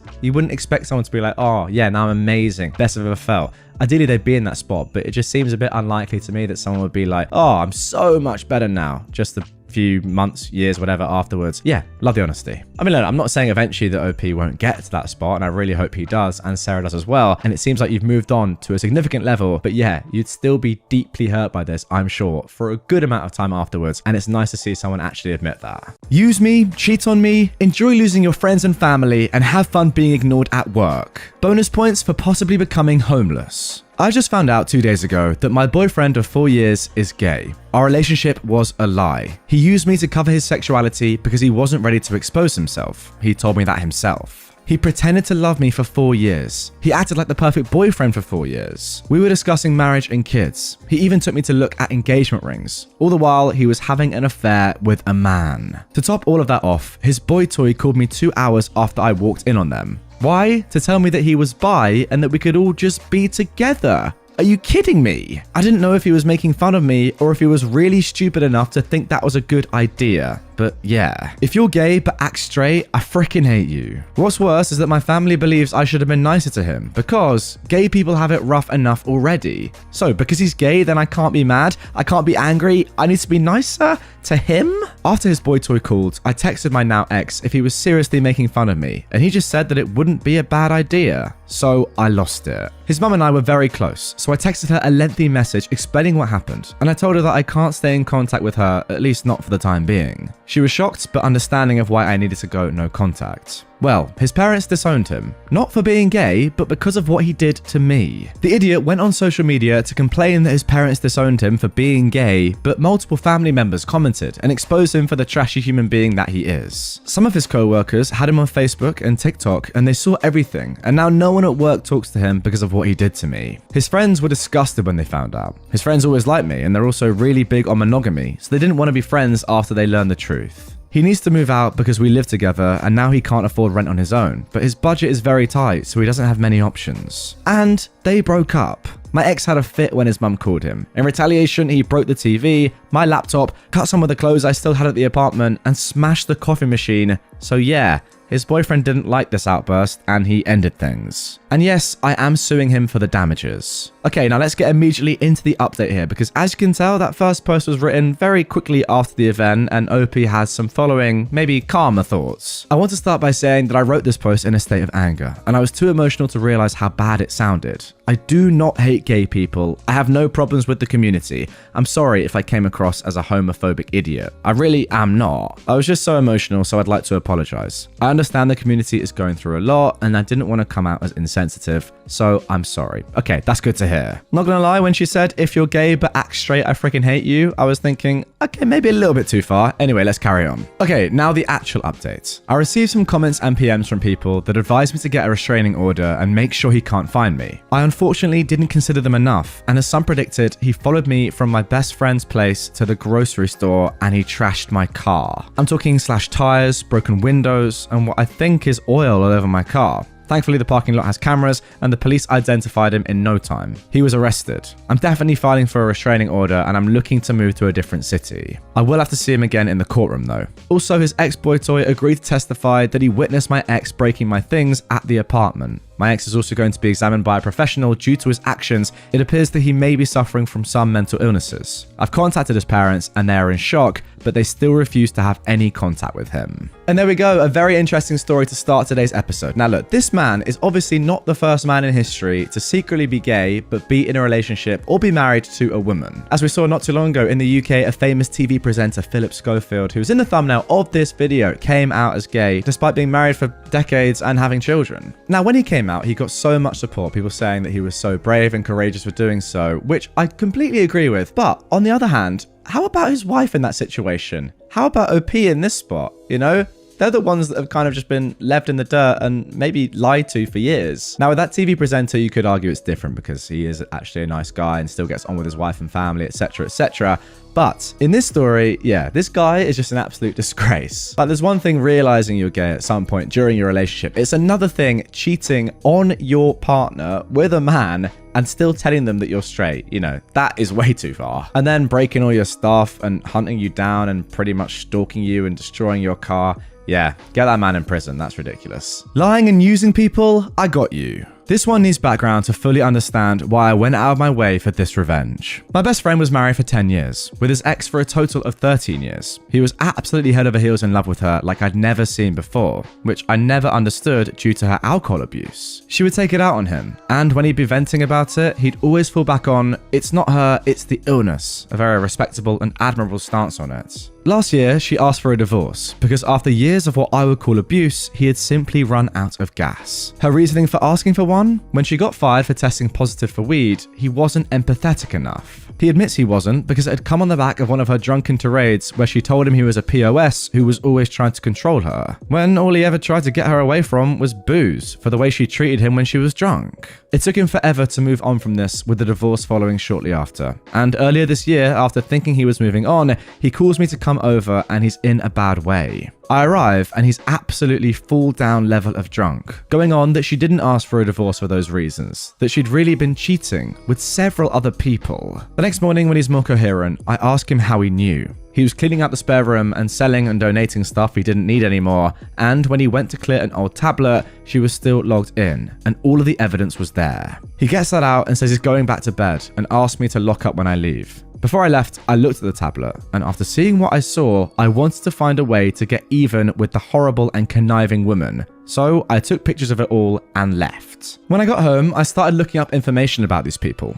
2 of them were just normal guys. Whether they knew she was married or not, I don't know. But the third comes up as a registered sex offender, still on probation for being such a disgusting POS, an address listed as 123 Lane, City, States. This chomo knew that she was married. I immediately knew what I was going to do. This chomo didn't live at 123 Lane. The chomo was living with the conniving ex. She made regular posts about their time together. On top of that, she is an avid weed user and has several firearms because she enjoys sport shooting. So I go into the state's sex offender site and make a report of the chomo not actually living where he's registered, and that he's actually living in a home in which he has no right to be in, given that he's a convicted felon and on parole. I include screenshots of the social media posts and all to back it up. I was thinking little would happen but an inconvenience to their lives. Boy, was I wrong. She broke her typical post with nothing serious trend on social media yesterday with this gem. My year can't get any worse. The chomo lost his job and I'm now facing eviction because I can't afford my rent. So I go on the state court system site to see if it's related, and yes, it was. He was rearrested. She clearly can't post bail or the chomo would be out. The job she took after being fired definitely can't support her lifestyle. So he's probably going back to prison or at least jail, and she is a breath away from being homeless. I don't know if I'd ever tell my best friend I was the one behind this, but he's definitely ecstatic to see a horrible woman and sewer rat get what they deserve. Yeah, nuts revenge, but very justified, especially given that this person was actually doing something illegal. To be honest, I'm not sure I'd tell him it was you who did it. Just let him be. As you said, that he's happy that the woman is going through a tough time because he thinks that she deserves it, and yes, she definitely does. So there's no real need for you to say it was you. Just sit back, relax, and enjoy the misery that is now in her life. I mean, overall, I think we can all agree that we'd love to have a friend like OP in our lives to do things like this. This is unbelievable fair play. Make false accusations, lose your business. For some background, I used to work at a small to mid-sized law firm. At the time, there were 10 lawyers, including the owner. His setup was basically do as little work as possible and just take a cut from the rest of us as independent contractors. He was very much a it doesn't matter what they can afford, bill as much as you can type scumbag.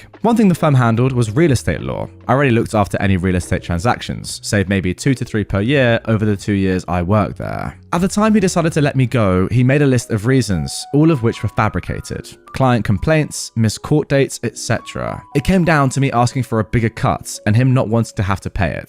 I felt it wasn't worth going after him in court. However, shortly after my contract was terminated, I was reviewing my insurance and stumbled upon the fact that no less than 60 real estate transactions were filed with my bar under my name. Well, one of the rules where I practice is that in a situation like this, my name has to be on the retainer agreement and I have to have worked on the file in some capacity. So, having a friend or two at the firm who were practically 1 foot out the door already, I got many of the phone numbers for these clients that weren't mine and asked for a copy of their retainer for my records. Most of them had no problem sending a copy. Obviously, I was on none of them. I quickly contacted the Bar Association. The whole thing ended up being a mess for this guy. Besides an intensely scrutinized audit, it turned out that he'd done this for every lawyer in the firm. He eventually was ordered to pay an absolutely insane fine, thinking high 6 figures, and had his license suspended for a few years. The firm shut down and he never went on to practice again. Felt good.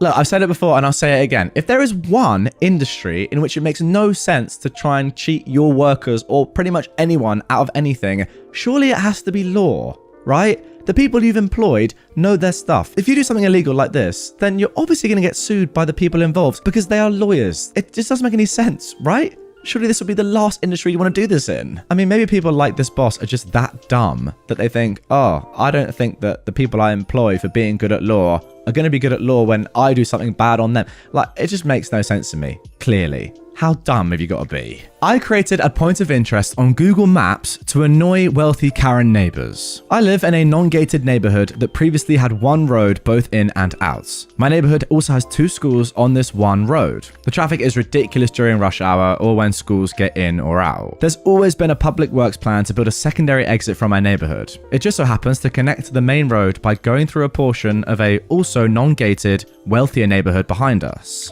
Fast forward, the public roadway gets built as planned, and as expected, people in my neighborhood start using it to avoid the traffic on the other busier road. It legit shaves 15 to 20 minutes off any commute or drive. The people in this neighborhood have began posting to theirs and our Facebook page with the most ridiculous things and have gone to protest to their city council. Some examples to give you guys an idea are: they are ruining our lives by driving through daily. This road has derailed mine and my wife's life plans. They're currently attempting to petition the city to rule the road emergency use only and are also filing a lawsuit against the city, supposedly. They have several folks who will legit take photos of cars driving through and will count how many cars per day drive through. They've also tried to send my neighborhood HOA bills for the road, which, mind you, is a 100% public road that they did not even pay for. The latest thing is that they're saying this road is a gift from them. Overall, they're just pretentious folks, to be honest. I don't know why they think they're somehow entitled to anything. Now, I'm not a jerk. I totally get how this could be annoying for them, but they have generalized my entire neighborhood as public enemy number one. And to be honest, I just think it's hilarious. So, we made a point of interest on Google Maps called Shortcut to Davis Ranch and have been reviewing it 5 stars with the most hilarious comments. The goal being that anytime they look at their maps, they see this mention of the road they despise so much. Now guys, you might be thinking, okay, yeah, sure you have, mate. Sure this is just for a Reddit post. No. Have a look at this if you are watching on YouTube. What you can see here is the ranch, okay? This is it, right?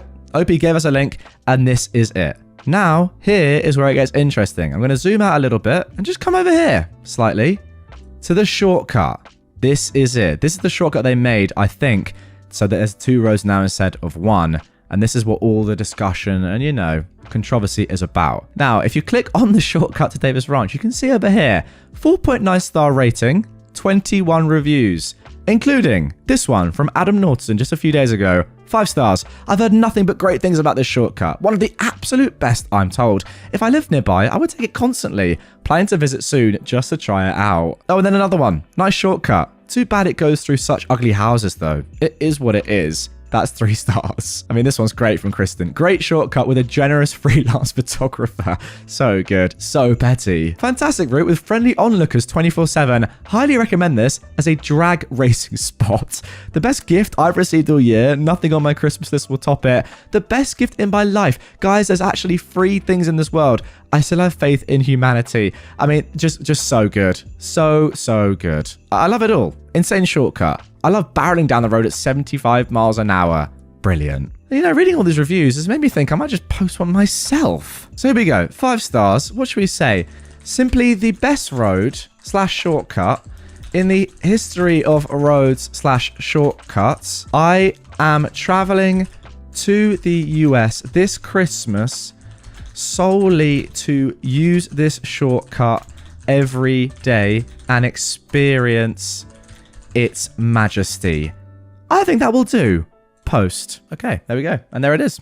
Looks wonderful. I trained a senior colleague to do what I want without him ever knowing. I used to work in a role where I administrated the security access card system for a huge office. An obnoxious colleague used to take a shortcut from the lobby through a meeting room and out the other side to his desk. But in doing so, he would leave the meeting room's entrance door open, which would sound an alarm once he left the area. I sat in the lobby near the door he left open, and I was the one who had to get up and close it for him. He didn't respond to polite requests to stop, so I disabled his access pass, but only on the second door, which is closest to his desk. He'd walk through the meeting room, get 6 feet from his desk, and be declined by the door. This caused him to have to walk back to me to ask if something was wrong with his access. I'd ask him to close the shortcut door he'd opened, alarm now sounding, and he always did. Then I'd act confused and say, why don't you try it on that other door over there? And direct him to the proper entrance to the office area, which had a mysterious 100% success rate for letting him through. I simulated an intermittent technical error by deactivating his card and then reactivating it for well over 12 months, and I acted dumb anytime he questioned it. I've asked ICT about it, but nobody knows, mate. Who knows how these systems work? Sometimes he'd forget his personal pass and I'd issue him a visitor pass and disable that on his shortcut too, which added an extra layer of obfuscation. Sometimes I'd allow him to use his shortcut and I'd happily close the door behind him, knowing that it was all part of his education. Eventually, he learned that it was always quicker to walk straight to the proper entrance, and he stopped taking the shortcut and stopped leaving the alarm door near me open, and he never found out that I trained him. Yeah, I guess that just proves that humans are animals, capable of being trained by others. Unreal. I mean, the fact that he didn't just do it in the first place is kind of silly, even when asked. But yeah, if he didn't do it, then you had to train him. Wonderful stuff. I'm just kind of surprised by this guy. Like, how did he not know the whole time that something fishy was going on? Especially when you had asked him in the first place to stop doing that, right? Maybe given that he was dumb enough in the first place to not stop doing what you've asked him to stop doing, he was also dumb enough to literally be trained by you. I tipped my ex-friend and bully as petty revenge. To start, this girl and I were best friends the first half of high school. However, something changed in her. She became depressed and suicidal because she was being severely bullied online. I reported what she told me to both the school counselors and her parents, and I told her that I told them. She decided I betrayed her and suddenly became a bully towards me. Ironically, she became friends with the girls who bullied us both right after. She later found out they were the online bullies too. My first job was front end at a restaurant, and she knew when and where I worked, so she made it a point to show up at my work where I really couldn't do much. I had to serve her and her new friends. She saw me coming and said to not expect a tip because service industry workers are servants who don't need to be paid. That stuck with me for years. I told my manager that I refused to serve her or them ever again. My manager was fine with it at that point, as I'd made comments before. From that day on, I never spoke to my ex-friend for years. Now recently, I went to my hometown in a local restaurant. Lo and behold, my waiter is my ex-friend. Again, I haven't spoken to her at all since that day that she basically said I was her servant. I decided to get petty revenge by killing her with kindness. I was polite, but never acknowledged that I knew her. She kept saying she swears she recognizes me from somewhere. I kept brushing the question off. Then came the bill. When the receipt for the tip came, I put a note on it that said, "First and former last name, do you still think service industry workers are servants who don't need to be paid?" With a 100% tip on a $40-ish meal. As I walked out, I saw her face as she read the notes. She turned very, very red. I think my kind petty revenge got to her. Oh wow, that is actually so much better than I thought it was going to be. I thought that you were going to do the same thing that she did to you and give you 0 tip. But what you actually did was, first of all, way more petty in a way, because it proves that you can give money. And it's also, like, in many ways stronger than if you hadn't. It shows her that you were just in a much better place. If you had done the same thing as she did to you, it would have come across as like super jealous, full of hatred, I guess. But what you did actually just shows that you're just on another level right now. Like, you're living your life, doing whatever you're doing, but being able to afford a $40 tip on a meal, and she's waiting. Nothing wrong with waiting, but you know, there are levels to this game. And that is an unbelievable kick in the face. It's like, it doesn't get any classier than that. It's just so good. It also probably makes her feel way worse about it than it would have done if you'd given her nothing. Genius. Absolutely love that revenge. Boss missed out on $100 million for treating his employee poorly. I used to work at a consulting company in Asia owned by a baby boomer European guy. Let's call the company COG and the owner Richard.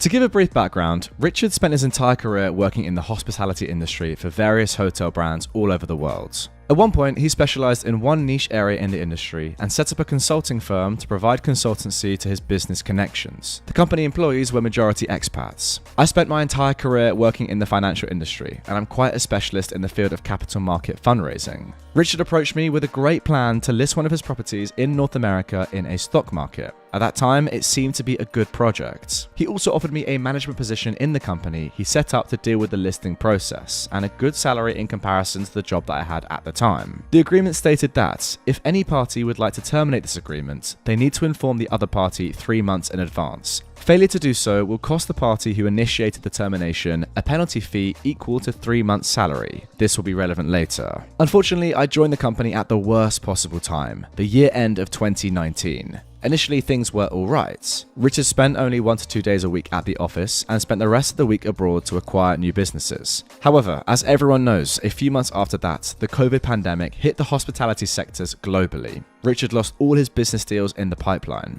His property in North America was also shut down. The only income stream for the company was payments from the existing contracts. Richard got stuck in the office for 7 days a week with not much money in the bank account. This is when he showed his true characteristics. So firstly, despite the government's highly encouraged work from home policy, Richard was dissatisfied with the idea. As a boomer, he wanted to see his employees working all the time. He called anyone who chose to work from home lazy and cowardly. In addition, he would randomly call them several times a day on non-important issues, just to ensure everyone was at the desk all the time. Furthermore, he would assign lots of non-necessary tasks, remember all business deals were cancelled, to these people to do, so they would need to stay very late to finish the work. Secondly, he cut off 20 to 30% salary for all employees, including himself. This seemed acceptable at the time given the economic conditions. However, this will come up later. And finally, he'd just be annoyed at anyone in the company who mentioned any news about the pandemic. He just wanted to pretend that nothing severe happened and that things would be back to normal soon.